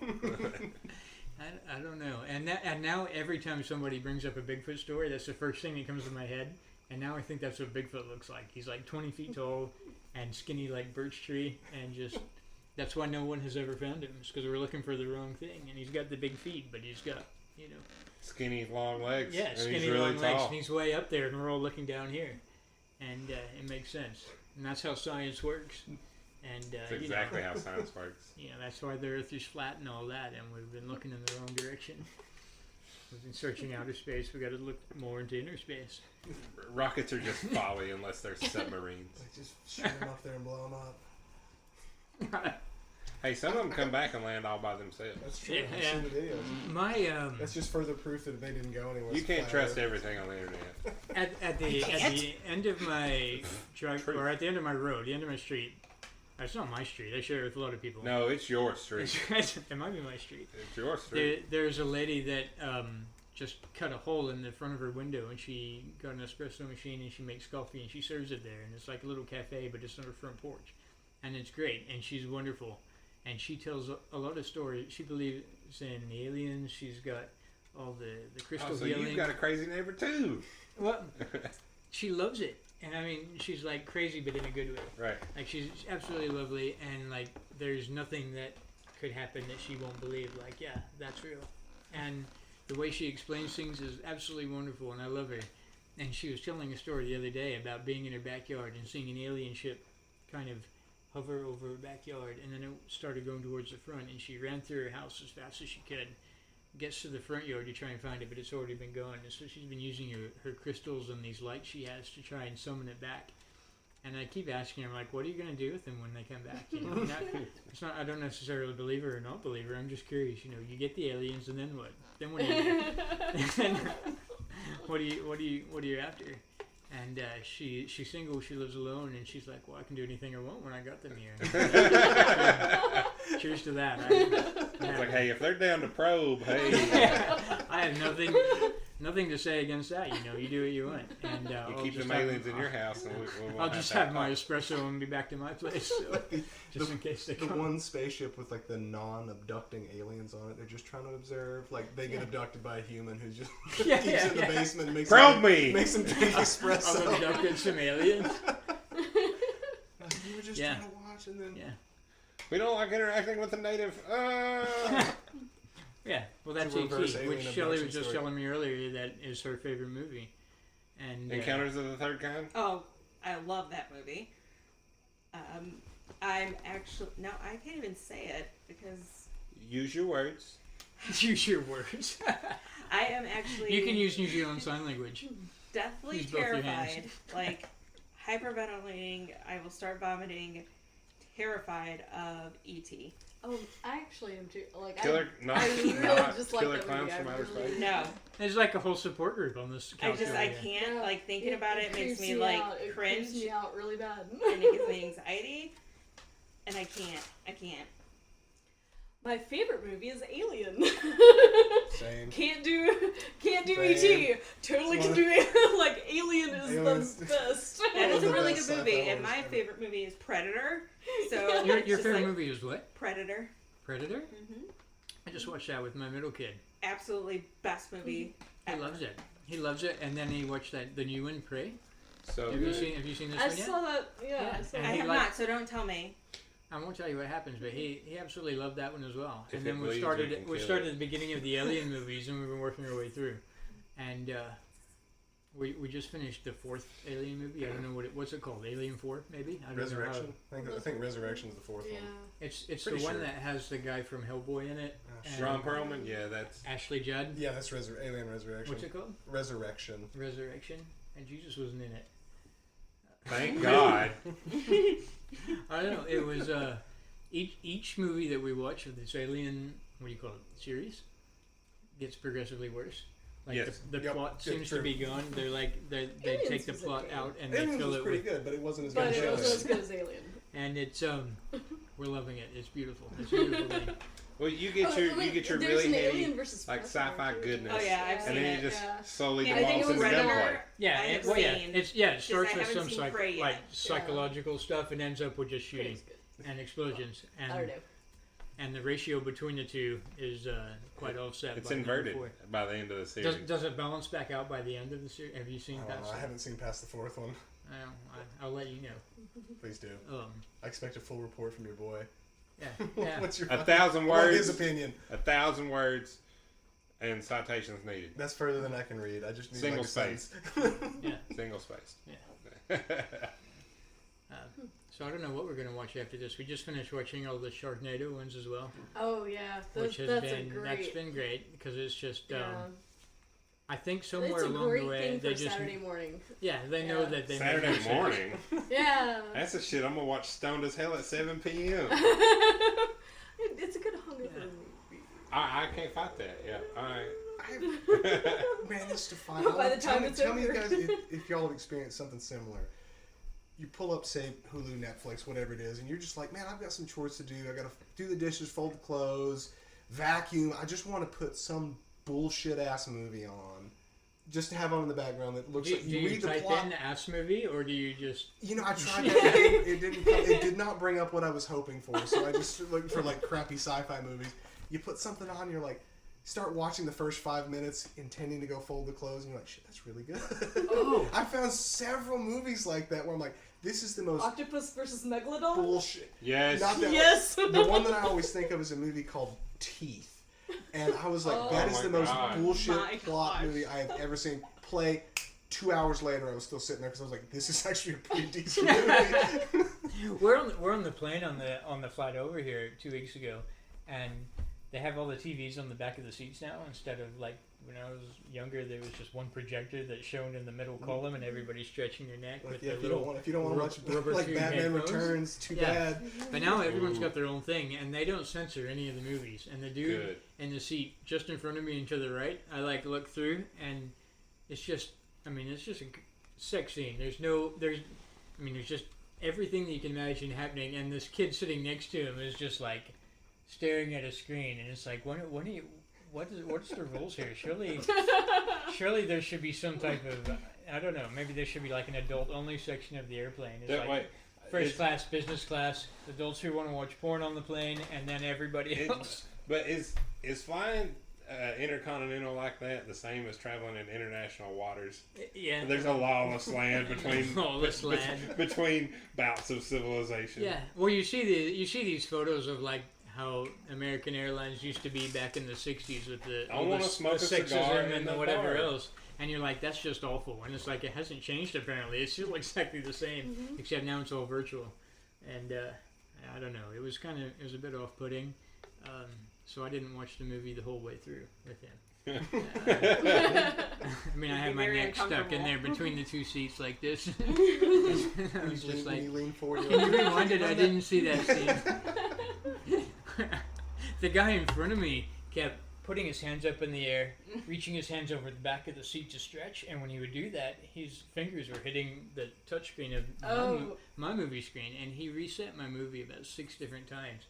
And I was getting ready to just like smash his fingers against the screen. No, you just give him just a little, just a little soft touch. I should have saved the butter from my meal and just waited there for him to put them in there. Like, yeah, there you go.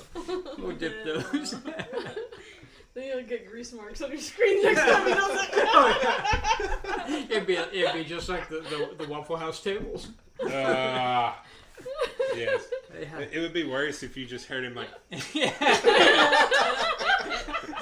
more like lick his fingers. More please. Yeah. You get a grown man in the front of you. Butter! Butter me up. Alright, how much longer do you want to keep doing this one, Tony? I mean, until y'all are ready to quit. Shelly's looking tired. You're not tired? Why are you... This is not on me. Okay. Put it on somebody else. You're what? Pick on somebody else? Yeah. No, I said put it on somebody else. Put it on somebody else? Tell us about sometime you nearly died, Shelly. Hiking. Not today, because it's been me and you hanging out today. It's going to be a different time. I died when I went hiking with y'all. I think I'm still dead.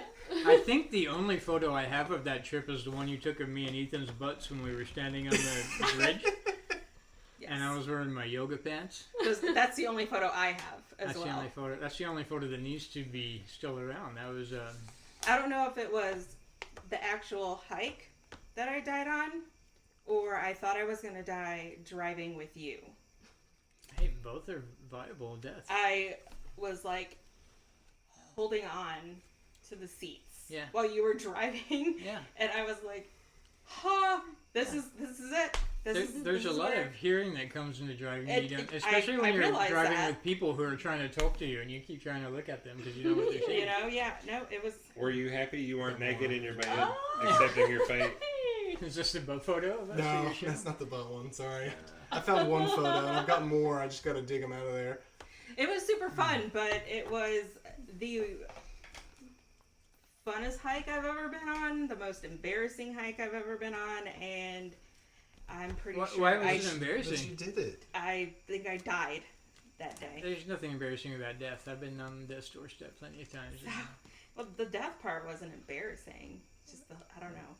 You did great. We should do it again. No. Not leaving till tomorrow morning, so we got all night. I cannot.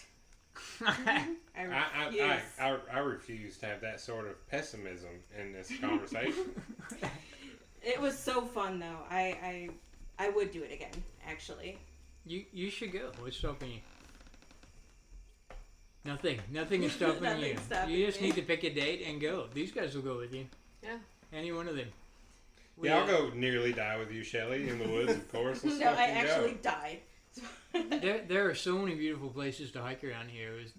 And everybody goes to the Smokies and it's like, you think it's the same hike over and over again. But me and Rebecca and Ian went out to, what was it called? In West Virginia, maybe? Pisgah National Yeah, the Forest. Pisgah. And we get to the top, it's a bald mountain, so it's like, you can see forever. It's so beautiful. And then on the walk back down, we're walking through these blueberry patches. And, they were over our heads for some of the part. And you're just walking through this, it's like I don't know what you call it, like a cave, like a blueberry cave. And, you're hoping not to run into a bear coming the other way. But you do, when that happens. And they're only interested in the berries, so it's cool. And then there's other parts of the berry patches are down low, and you can just see, all the way to Asheville. And I don't know, that was absolutely... I've spent so much time hiking in the Smokies or in the Big South Fork and places around there that I hardly ever went in that direction. And when people do, they always go to, where is it, Max Patch? Yeah. That's like the only place that people go. But there's so much more to it out there, and it's just, the hikes aren't overly hard. All hikes are hard, but it's not, I could do it. Ian could do it when he was half tanked up with vodka. You have your little fish thing. Yep. Do you still take that? Or fish flaps? And it was also we thought we ran out of vodka because we drank all of Ian's on the way up. And then we get to the top, and Rebecca's like, "Don't worry, I got your back." And she pulls out a flask. It's like a tin flask, the shape of a fish. Are we talking like rainbow trout or yellowfin tuna? Like you unscrew it by the mouth, and you have to kiss the fish to drink the vodka. Oh, I don't know. Is it vodka or tequila? Tequila. And we're at the top of this small mountain, and so when Rebecca's getting a bit tipsy from drinking too much fish tequila, like she's trying to make her way back to her hammock, which are over in the trees, and she can't like judge how much the mountain is going down, and me and Ian are both just watching her, and she's like sprinting down the mountain. It's like, no, Rebecca, your feet are trying to catch up with your butt. So she pretty much had to hike that hill twice. Once drunk and once sober. And I don't know which one was better. And I can remember Ian finally helping you get back into the tent, and he came back, or into your hammock, and he came back over and he's like, because I had it strung up super high, and it was like, it was about chest level, and I was like trying to crawl into it. He had tied you in. He was like, Rebecca's had a lot. I tied her in because he's like, I'm kind of worried that she's gonna roll out of the hammock and roll all the way down the hill. I guess you didn't. Well, you hadn't by morning. If you had, you climbed back up again. Yeah. You'd have some questions. There was a lot of other hikers that had come up there, a lot like Boy Scout troops that had come through, and I was going to sleep that night cracking up, thinking about one of these Boy Scout troops walking by a hammock with someone tied into it. It's like, is that safe? And it's like, well, it's safer than the alternative. It's probably for the best. You'd all be in trouble, and you've got to get back to the bottom of the trail. You have to answer questions with the Park Service. Like, so, what happened to her? She was drunk when she got in her hammock. Okay, yeah, step into the car. So you get in the car, sir. We got some more questions to ask you. The best part of that story is after Ian had tied her into her hammock to leave her to sleep for the night, he showed back up by our tents, and he pulled out the fish tequila. He's like, it's still half full. Well, Rebecca's passed out. We may as well drink it. Yeah. You didn't expect to wake up with it, did you? Surely not. I'm sure I didn't. Do you still have that fish? Yeah, no, I got it. That's awesome. It's the best flask I've ever seen. And it's like it doesn't look that big. It holds a surprisingly large amount. It's like we just kept drinking it. It was like some type of like magic god fish. The loaves and a god fish. It's like the more you kiss it, the more it makes. I don't know. Fish charming. Yeah. Yeah, that's all I got about that one. That's all I'm going to admit to about that night. Statute of limitations might not be up. Depending how public this podcast goes, that's all. Oh, buddy, it's going straight to the internet. You know, the interwebs. It's like straight to DVD for movies. What's next on your list? The list? Fuck that list. I don't think there was a list. Another beer, I think, is on everyone's list. Yeah, another beer is on the list. Frosty adult beverages. Sure. Yes. Whatever it is. What do we got here? Oh God, I can't pronounce that. That's a big one. What's that one? You don't want that one. That's a decoy. That's a decoy. That's a decoy.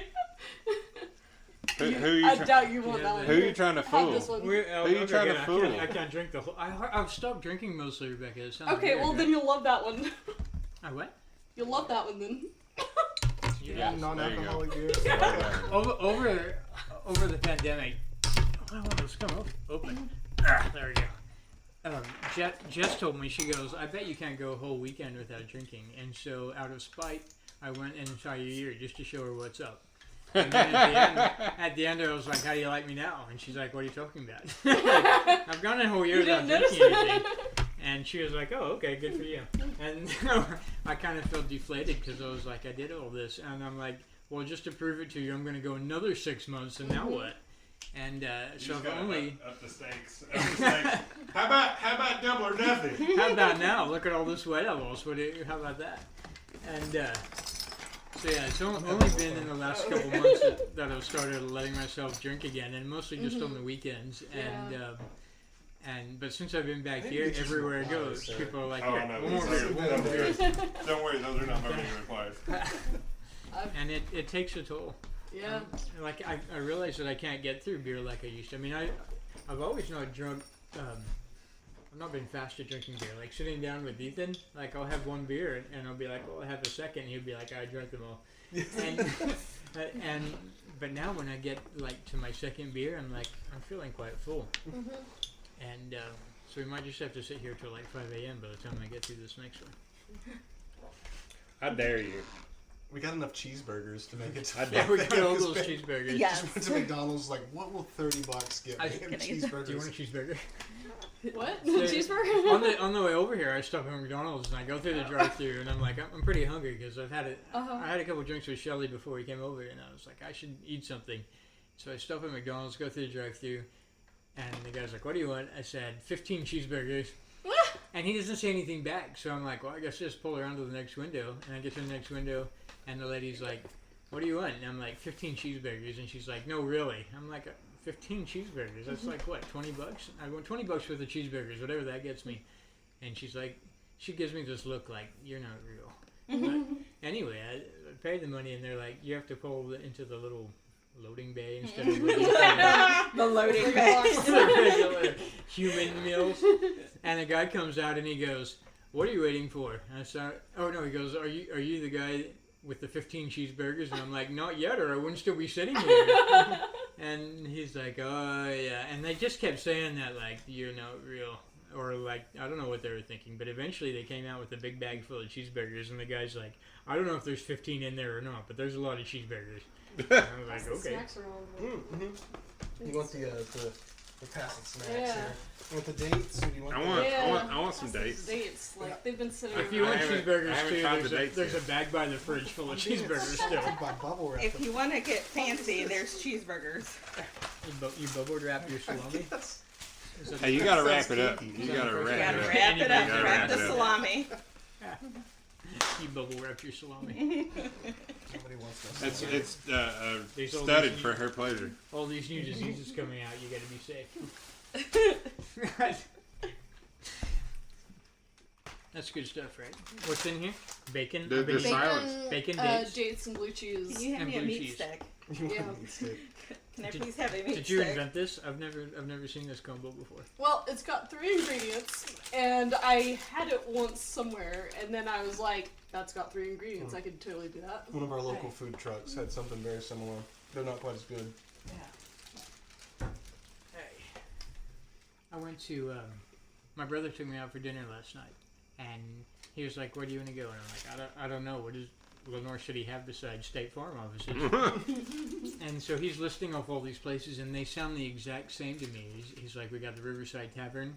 We got the Tavern on the River. We got, everything is like another tavern. this." And then he's like, "There's Calhoun's on the River," and I was like, "Oh, I recognize that name. Why don't we go there?"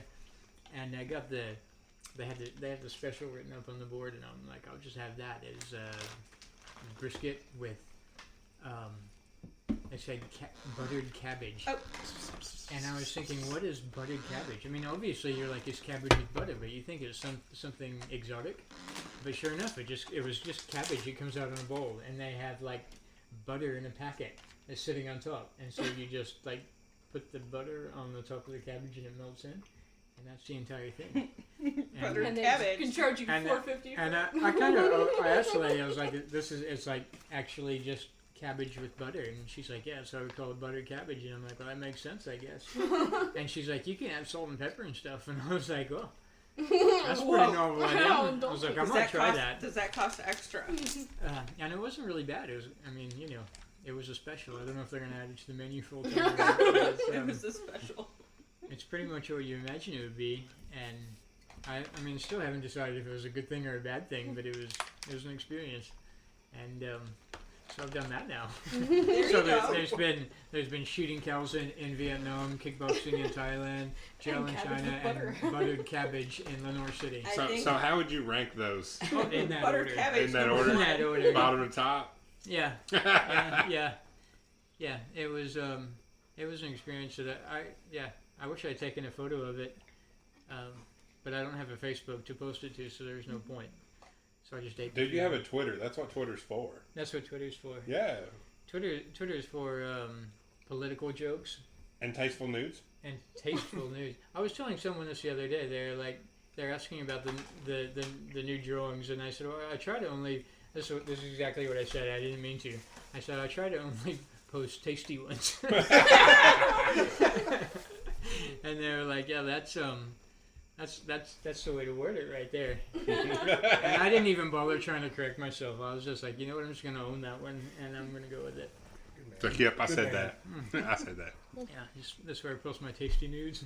Those are almost entirely overlapping Venn diagrams. Tasty and tasteful, right? Maybe. Tasty. Yeah. Wishful thinking, perhaps? I'll tell you what. Know. Anything tasteful I've ever tasted has been tasty. Okay, all right. Yeah. There we go.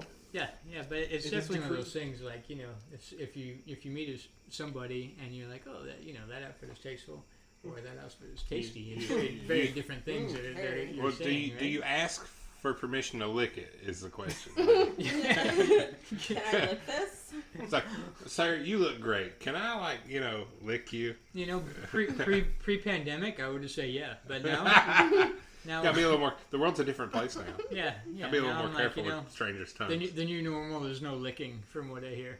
I'm sorry, Ben. And, A real downgrade on my life. yeah. No more licking. Yeah. That's how you find out who your friends really are. Lick them. When everybody are like, hell yeah, like, all right, cool, we're gonna get along just fine. When everybody Anyone agrees else? to cut out the heavy petting, I'm done. And Rebecca's new to Twitter starting today or Yeah, yesterday. I just So she'll be able to enjoy all the tasty nudes. I like it. My last A tweet whole was new role for you. Ben was actually the one who tweeted on my Twitter. Who did? You. Which one? The dicks. Ducks. No, The I ducks. said ducks. The ducks. I said ducks. The dancing ducks. The dancing ducks. That sounds like a we euphemism. We went out a couple nights ago to see David Morgan. Do you remember David? He's a photographer. Yeah. And so we go to Gypsy Circus, and there's like a male strip club that's part of this, apparently. All right. And so we're sitting on one side of the frosted glass wall, and the men are dancing on the other, and like, I mean, it's hilarious. And they come out every 5 minutes with their wads of cash to take to the bar to deposit their tips, and then go back in. So there's just like this, Just the assless tips. chap dude running out, depositing the $20 and going back. And yeah, we should be there right now, right, Rebecca? Yes. And now I completely forgot where I was going Can with you the story. believe this is just the tips? It's just the tips. Have you been It's there, like Rebecca? 6 You inches. need to go. Do you want to go? Tell me more. Man, you should have seen the tip jar. Becca goes to the I Chip can't and Dale believe show with I her was gonna sketchbook. say. It's like, My bad, my man, is train that a of thought sketchbook? derailed She's now. like, I Thinking brought about ones just too. thinking just about I guess the that's tip. the whole story. I've said the important bits already. Maybe Yeah. Becca will have answers Yeah. to my questions on Twitter. Because the last question I asked was, Colby asked if Colby just pulls me aside. We're like cooking dinner, and then he goes, "Buchel," and I go, "What?" He goes, "Do you think Medusa's bush is made out of snakes too?" I was like, "Yes, I do." Yeah, but they're like teeny tiny snakes. Right? And so I was just like, "Yes." It was like a common thing. It was just like, "Yeah, whatever." It's Moving on. science. It's science. It makes sense. I mean, if the carpets match the drapes. Just how he said it was hilarious. It was like, "Is her bush it's made out of snakes?" I'm like, Yeah. Was he like super serious and was like, hey. yeah. Like I said, we were in the middle of cooking dinner. He's like, "Hey, Buchel," and I was like, "Oh yeah, well yeah, I would think so." And in comes my daughter. She's like, "What's a bush?" And I was like, "No, we're talking about armpit hair. Like if they're made out of snakes." She's like, "Well, if her hair is made out of snakes, then her I armpit guess, hair is." Shelley, the real question is, if you look directly at it, do you turn rock hard stone? You turn rock hard. Isn't that what happens with Medusa? Yes, you turn rock stone, hard. right? Yeah. So if you stare right at a bush, this is what happens, right? And I never thought of that. Thank you. That's a full 10 on the Rockwell I will hardness add to scale. my There you tweets. go. Full 10. Rock hard. In a bush. In the bush. In the bush. In the bush. A slithering bush. oh, here's a good one. In New Zealand, when you're going hiking or camping, you don't say you're going hiking. They say they're going tramping. When I told someone that here, they're like, "What are you up to?" I'm like, "I'm going tramping," and they're like, Are you "Is really? that like a?" Do you do that on Magnolia? Or? It's like, is that like a $20 thing or what? And yeah, so it's always great to tell. And sex work is legal there, and so a lot of people will introduce themselves and say, "I'm a SW, sex worker, SW," and then, but also there are people who are social workers who say the same thing. Oh no! And so people will. Well, I introduce mean, themselves this way. like I'm you always like, Moves to "Oh, New Zealand. you work with an SW," and then you like trying to judge them. I mean, not in a bad way, but you're trying to figure out which SW they're talking about. Like you were talking about overlapping Venn diagrams. I was earlier. telling Ben this today, and I was like, so Very usually what I say is, confusing "Oh, do you work That's a with non-overlapping kids?" Venn diagram. It's the same color. That pushes it one way or the other. Usually. Yep. That's like the sort of thing, like, I want to ask this person for advice, but boy, if I get it wrong, it's gonna be really, really wrong. Yeah, So you look. Do you work with people or do Depends you on what work kind of with advice you're looking people? for. Exactly, that's what I'm talking about. I was like, well, if they're this SW, I'm gonna look like an ass, and if they're that SW, I'm really gonna look like an ass. 90% of what you could ask either one of them is you're going to get good advice Yeah. back Okay. though. So Yeah, it's, that's kind of what I was thinking. Yeah. Like, I mean, And if you're an awfully unattractive SW and then somebody asks you if you're an SW, would you feel good about yourself? yeah. Yeah, like, yeah. How do your parents feel about you in the SW world? No. You know. Yeah, they love it. And then you're like... We then go you to know conferences all the time. Then you know they're not doing social work. well, technically they are doing social work. Social work. Well, yeah, it's all social work, right? It is. So I should just get that into my head. They're just doing social They're work. just They're very social helping people. out people. For the right price, they For the right price. Socially. But they don't do it in public. It's either the government is assigning them to you or you're finding them freelance. That's the only difference, isn't it? You're finding them freelance. Yeah, that's a glorious way to put Free it. balling. I don't know why. Not the kind I'm getting. I don't need those social workers. Yeah. Yeah. Yeah. Yes. Mm-hmm. What's next on your list, then, Tom? My list. Ben and his lists. The list. Man, I'm sorry to break this to you again. There is no list. There's always a list. Maybe I should list how many times I've been asked if there's a list. How many times you been asked It's to at do it? least 5 now. What are you going to do with this podcast? Is this just something for you to listen to when you fall asleep every night? Yeah, that's it. Yeah. I'll turn on my sleep timer for 90 minutes and I'll be asleep by 89 and a half. Like, this is my favorite part coming up. Yeah. And then I'll fall asleep right before it. Here comes the Grover story again. The trees. Now I'm gonna put this I'm on totally the gonna regular old sleep well feed and after, just like, call it a that bonus story. episode, I guess. So back to talking about that, Shelly. I said we should talk about that, and she said, "So is this going to be like a bonus episode, or are you going to publish this somewhere else?" And I was like, "You know what? I don't know. We should talk about it." So here we are. So I don't know, and we should talk about it. Where should I publish this? Because otherwise, it's going straight to the KAAMP out. I think you should just put it there. You need to make sure you've got like something at the beginning that says, this is just some people hanging around drinking beer and talking. And if you get that at home anyway, maybe just skip over to the next one. Or well, I'll usually put a preface or type it out in the info, like, "Hey, this is such and such. It's not really the normal thing. So if you don't want to listen, nothing about these people is normal. We all did meet This is a pretty by normal art. thing. well, yeah. By art. So there is an overarching theme of art that brought us all together. So that's The only as true as it can abnormal get. thing about this conversation right here, Thomas, is that when these 5 people get together, there's usually also somebody without their clothes on, and which would seem more abnormal. Right. But it seems kind of abnormal. But they don't that know. they're here They now. don't know that there's not someone with their clothes off right now. That's true. But yeah, so eternal mystery, Thomas. haha.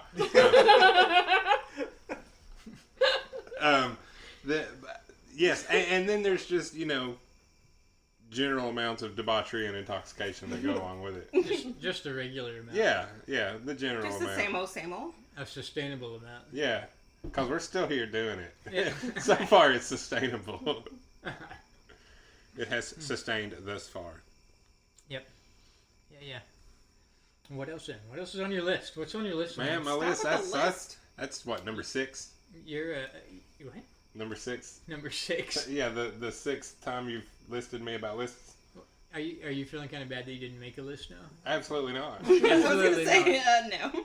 What's next on your list, Shelley? I don't know. The only person around this microphone that's going to have any sort of organizational lists is you. We're all looking at you. Why are you looking at me? We're all looking at you. Like, if anybody's going to have the utmost organization of their own doing, it's your ass. Because you have to do it, but you do it.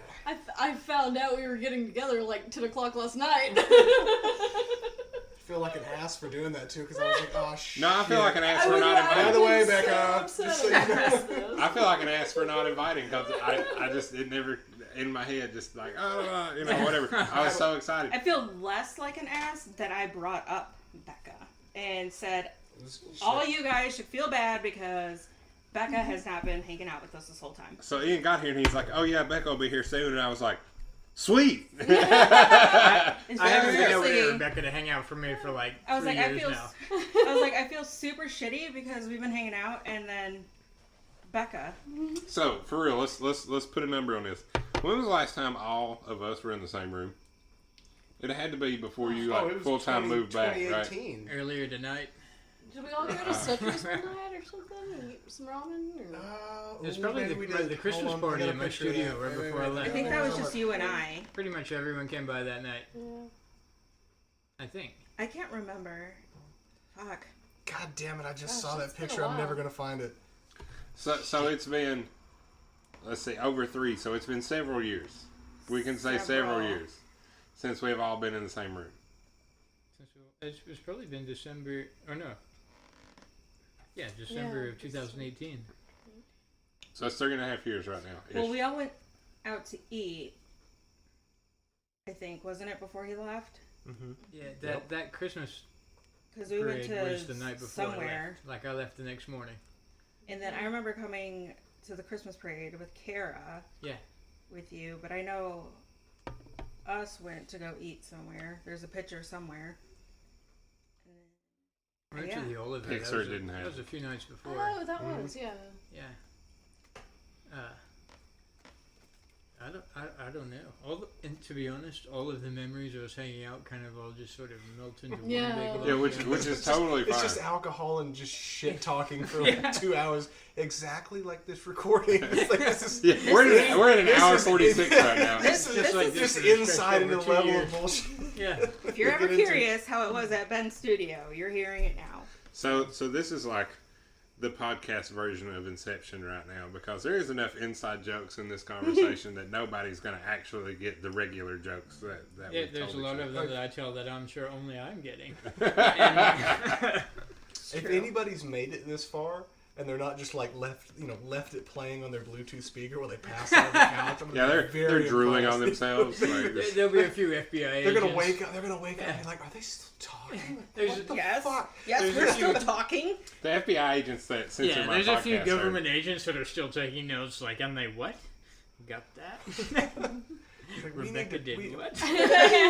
And then the walls fell over in the bar and there was a kickboxing ring. Yeah. Not Suspicious. It's He was illegal to taking Suspicious. books to China. It's illegal Right? to Sure, kickbox who an takes books to ostrich. China? Fish flasks. Yeah, There you go. yeah. Someone dying on hikes. There you go. It's a perfect murder mystery. Do you guys remember Ben's couch? Like if you sat on it a certain way, you just sink in. The leather There's no couch? escaping. Yeah. You're just lost in it. Yeah. You just sink in there and you're like gone. Well, You just show up out of nowhere and be like, oh, where have you been? Yeah. Don't know. Every now and again, Narnia. I'd walk into the back of Ben's office and I'd just see like arms like this coming out of the couch. And that's when I'd have to grab him. He'd be like, "You were stuck? Yeah, I've been here since lunch." I remember showing up to your studio and there was a freaking old school barber chair. And I didn't even ask questions. It was just there. the barber chair, that was awesome. It was just It there. was. It wasn't there the day before. It was in the basement, wasn't it? So and yeah, then I just showed up and there I had that barber chair. It was in somebody else's basement. Well, it was straight up somebody else. It was my chair though. Yeah, it was your chair, but it was like it was retrieved from someone else's basement. Yeah, through a secret underground we tunnel. Meant to be there was a what happened? catacomb It or was something. resourced from some other destination on Gay Street. It was borrowed. We used to have a smaller studio, a few spaces over and underground, and when they're building this studio, these offices that we were in, you could drive up to the back, and there's a back porch right at car level, and so we had this big barber chair. And, well, we didn't. It was another friend. Me and Ben also have another friend named Ben, and it was his barber chair. And we moved it into the basement, and then after this, they seal up the back doors and everything, so you can't drive up there anymore. So this barber chair, which weighs, I don't know, 300-400 pounds. It's in the basement, beast. and you just can't get it out. And I was telling Ian about this one night, and I was like, Ian, we got this barber chair, but it's just stuck down there.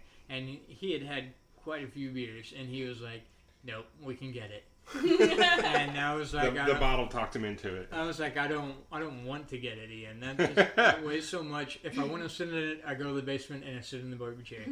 But he's so determined to do it, and we spent like 2 hours dragging this chair up a couple flights of stairs, up the sidewalk in the middle of the night. There's people yelling at us to stop making noise, and every time they yell at us, we just put the barber chair down and take turns sitting in it. And we're not even carrying it that far. By the time we get to the sidewalk, it's only 50 feet to our front door, and it took us all freaking night to get it over there. And our arms were cut up, we were bruised. I've never been so tired after that. And we got this chair, and then we get it up there, and then a couple weeks later, the guy that actually owned the chair comes by the office, and he's like, oh, you got my chair, I'm coming to get that. And it was like, no, you're not taking this chair. I need to savor this just a little bit longer. I was like, I'm going to be leaving, and once I leave, then you can have the chair. But until then, it's going to sit right here, and I'm going to sit in the chair. Did you tell him you needed it for pontification purposes? It was perfect. It was like a 1930 leather barber. Oh, I remember. Awesome. It was great. Yeah.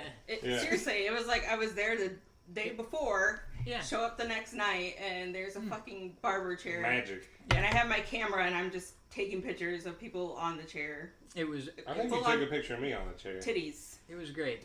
Everywhere. It was comfortable, and and that big couch that we had, we got it from the salvage store just down the road, and it had a tag on the back that said like $1,300. And I was like, we're not paying $1,300 for that. And so it's just a paper tag, and we erased the one off of the tag, and so it's just $300. And I was like, we'll take this boarskin sofa for $300, please, Alec. And so they give it to us, and we get it back to the studio, and then I write the one back on it, and I leave the tag on the chair the whole time. And so when we're leaving, there's like, we're getting rid of all the stuff in the studio. Someone wants to buy the sofa, and they're like, oh, $1,300, that's a great deal. And it's like, yeah, it is. So we have this chair for like 2 years, and then sell it for $1,000 more than what we bought it for. That's investing. That's capitalism, baby. That's capitalism, and that's what I miss about America the most. That reminds me of kind of sort of. It's not as funny as the barber chair thing, but so you had already left, and me and Hubbard were helping move like all of the bullshit that you had left down in the basement out. There was like 200-pound like clay planners. There was like all sorts of like really heavy shit and old bicycles and just a bunch of everything that was down there. We're helping move it out. The only thing that we left was, I guess you guys had done an art project, so you have to remind me of the details, where you had printed, it was like 5x5 images. We call it phonography. Yeah, that's right, because it was phone pictures people had sent you. You printed on like particle and like plywood, right? Yeah. And then you cut them all out, and so they're like 5x5 pictures on pieces of plywood. Yeah. And me and Hubbard were like, there was just stacks of them. We're like, fuck that, we're leaving it. Just no, like whoever moves in can deal with that. Well, the folks that moved in afterwards into this public like street facing place, like opened it's Jack's is the little I'm explaining for the audience. I know you guys know. Don't you talk to them? To the two people that are still listening, like this is for you. It's like so. So it was like, the knick-knack shop where they've got like locally made soap and coffee that was roasted in a can in someone's basement, nearby and whatever. And I'll be goddamned if they hadn't found those things and they were selling them for $5 a piece. And I saw them there and I was like, I looked at the person behind the counter and like held one up and was like, you found these in the basement, didn't you? And she just looked at me like, what the fuck are you talking about? And I was like, yes, you did. Like, listen, person, I know. I know. Inside line. That was absolutely a brilliant project, because we called it phonography, and we had everybody. It was when camera phones were first starting to. I mean, everybody's using Instagram and the filters, and when you print that onto wood, you can't tell it's a filter, and it just looks vintage. And so we print these things off on a 4x8 sheet of plywood, and then chop them up into little tiny tiles. And we were just selling them but we were selling them for like $20 each. Yeah. And so people would come in and they would find their own photos, and you have to buy them because you're like, oh, that was such a great photo, and now it's on wood instead of just on my phone. And so we sold so many of those that they weren't even our artwork. It was just people would email them to us, we'd print them, and then sell them right back to them. And brilliant. So I'm glad they found those and sold them. Good for them. It's also a capitalism. Yep. And it was they also would have made some really great fire kindling, because it was just little blocks of wood. I think I actually still have a few of those. Do you? I found a few that I liked. Yeah. And I was like, so you should burn them. You should take them. And funny thing, a couple of them that I kept were submitted by people that I know, because I was like, there's like no one else in downtown Knoxville has two Chinese cresteds. Like, I know whose dogs these are. Yeah. I'm keeping this one. Yeah, that's the great thing about it too. People, they buy it, they put it up in their house, and then somebody else comes to their house and they're like, "That's my photo." So what are you doing with my photo printed on wood in your house? That's creepy. And they're like, I don't know, it just came from somewhere. Sir, we're all strangers here. Probably my best moment as an artist. I went to a party. I was invited to a party by a friend. So the party's a house I don't know. The people that are having the party, I don't know them. The only person I know there is my friend. They're doing one of those. It's like a crawfish boil. Yeah. Right, and where you put everything in a giant pot. Yeah, that's the works. And it all like spills out onto the table on newspaper, and you just eat whatever it is, I guess. And so they're doing that, and we get invited along. And I know none of the people in this house. And I go into I got to pee, so I go to the bathroom. And when I get to the bathroom, one of my prints is right over the toilet. And I've never felt so proud, because it probably gets more viewing than any of my other artwork. So there you were with your dick in your hand, real proud of yourself. I was sitting there, I was peeing, and I was just, I was peeing and I was crying a little, and I was like, this is beautiful, because at least the men were seeing it. I don't know if the women see it, but if they sit backwards on the toilet, definitely. People have their own way of doing things. I've got 3 kids. I've seen some weird ways of using a toilet, and I believe it. And, yeah, like some of them, they lay on the ground and they're like, I can pee in the toilet from down here. And you're like, no, you can't. Maybe. Let's see. Do you promise to clean it up if you're wrong? Yeah. And anyway, I find this friend of mine in this toilet in a house I don't know, in a city that I don't know, and I'm just like, wow, that gets me, That's beautiful. You figured out how small the world was. Figured out how small the world was. Well, I cleaned all the little urine droplets off it before I left. And how close? Yeah. You just had to pee upward, didn't you? You were so excited. It was obvious that it had only recently been hung up, but until then it was like on the floor next to the toilet. I feel like, oh shit, Ben's coming. Where do I put this? Ben's coming, put it back up. Mm-hmm. So, my dad, growing up, my dad had this painting that was on a mirror, but it was a really stylized sort of psychedelic painting of the Beatles, and it was the Rubber Soul album art, but stylized all black on this mirror. So every time I went to go pee growing up, John, Paul, George, and Ringo were like, "Hey." Nice. Yeah. I don't know if that ever clicked to my dad that he was hanging out with the Beatles every time he went to go pee, but it sure hit me when I was like 12. Oh, I don't know why that reminds me of this, but it does. There's a night that we're doing a drawing down at the studio, and the model wasn't able to make it. This is one of the real early days, and I didn't have a backup then. I started to learn to always book 2, because almost every single time whoever I booked would never make it, and so to have a backup. And but one of these first nights we didn't have a backup because I didn't know about people canceling, and that's just a thing. And so I sent a text to a friend of mine who lives in California, and she had always wanted to model. And so we put her on Skype and have the projector, and I have her projected up on the wall real big, and everyone is sitting around drawing like this 18-foot woman on the wall, which was quite fun. But then during a break between the drawings, somebody bumps the projector, and it shoots out the window, and there's now a 50-foot woman on the side of your apartment, in the middle of the, like 9 o'clock at night, and there's just this, my friend, nude on the side, and she doesn't know.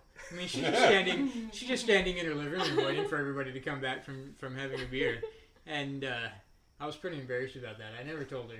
Because I should probably. This is the first I've heard of it. Yeah, it's definitely the first time I've heard this story. I hope she hears the one good thing was because of the difference in the depth, she was out of focus, so it wasn't like crystal clear across the hall. I mean, could you imagine coming home from somewhere, buying beers and walking back and just seeing like a 50-foot naked woman? If I saw that, I would be like, yeah, I know who's sorry. that's I'm just gonna sit down here on the sidewalk and have some of these. I know exactly Not only what's is that going a thought, it's a fantasy. Like, it's called Death by Snoo Snoo. I don't know if you know what that is, but it's pretty awesome.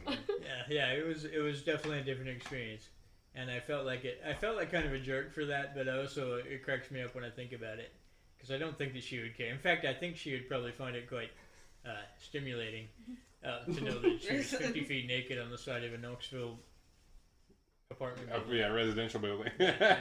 Welcome to the South. Hey, this is the Bible Belt. Your titties were on 2 stories of this building. Yeah. We need to get one of those little blue things they have in England where they're like, history happened here. Yeah. And just screwed into the building. 50-foot naked woman. And that's all it says. And, yeah. I mean, I'd take the time to read it.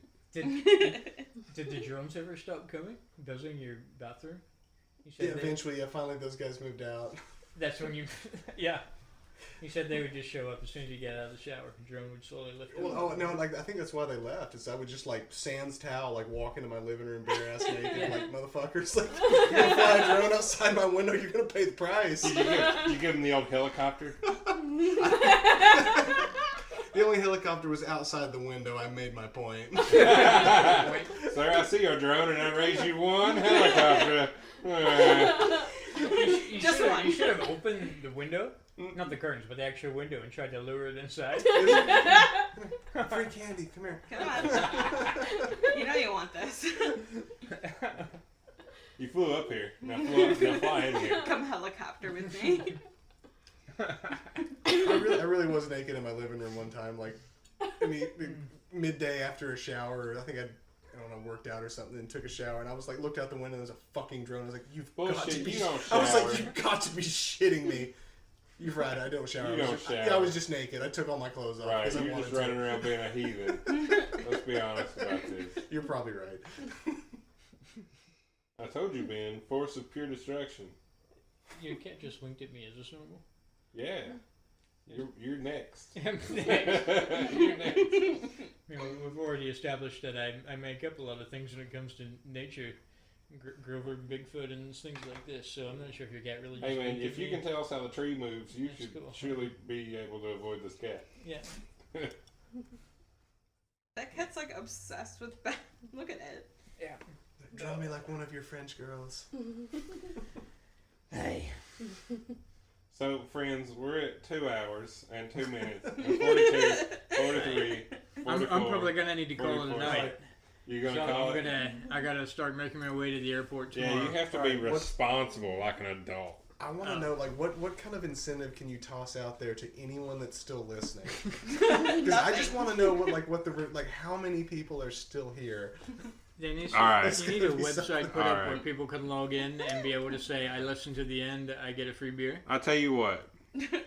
I tell the listeners what. A coupon to Waffle King. Yes.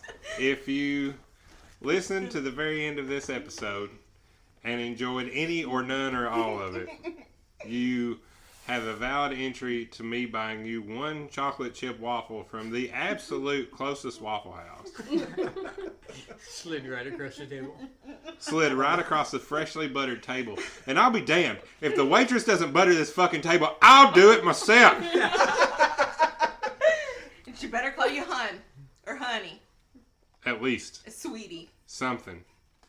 I need some terms of endearment or else the waffle ain't sweet enough. But, dead serious. At 2 hours, 4 minutes, and 2 seconds, if you listen to this, you can get a chocolate chip waffle from the closest Waffle House wherever you find me out in public. Of your choice. And that's how Thomas went bankrupt. It's only 3 waffles. They can't break the bank. The podcast that went viral and sunk the mad. We all had to buy waffles. Excellent. Yeah. So, friends, thank you very much. Your company is greatly appreciated, and your energy is reciprocated. So, let's hit the button on this thing and end this shit. Do it. Bye-bye. Cheers. Bye.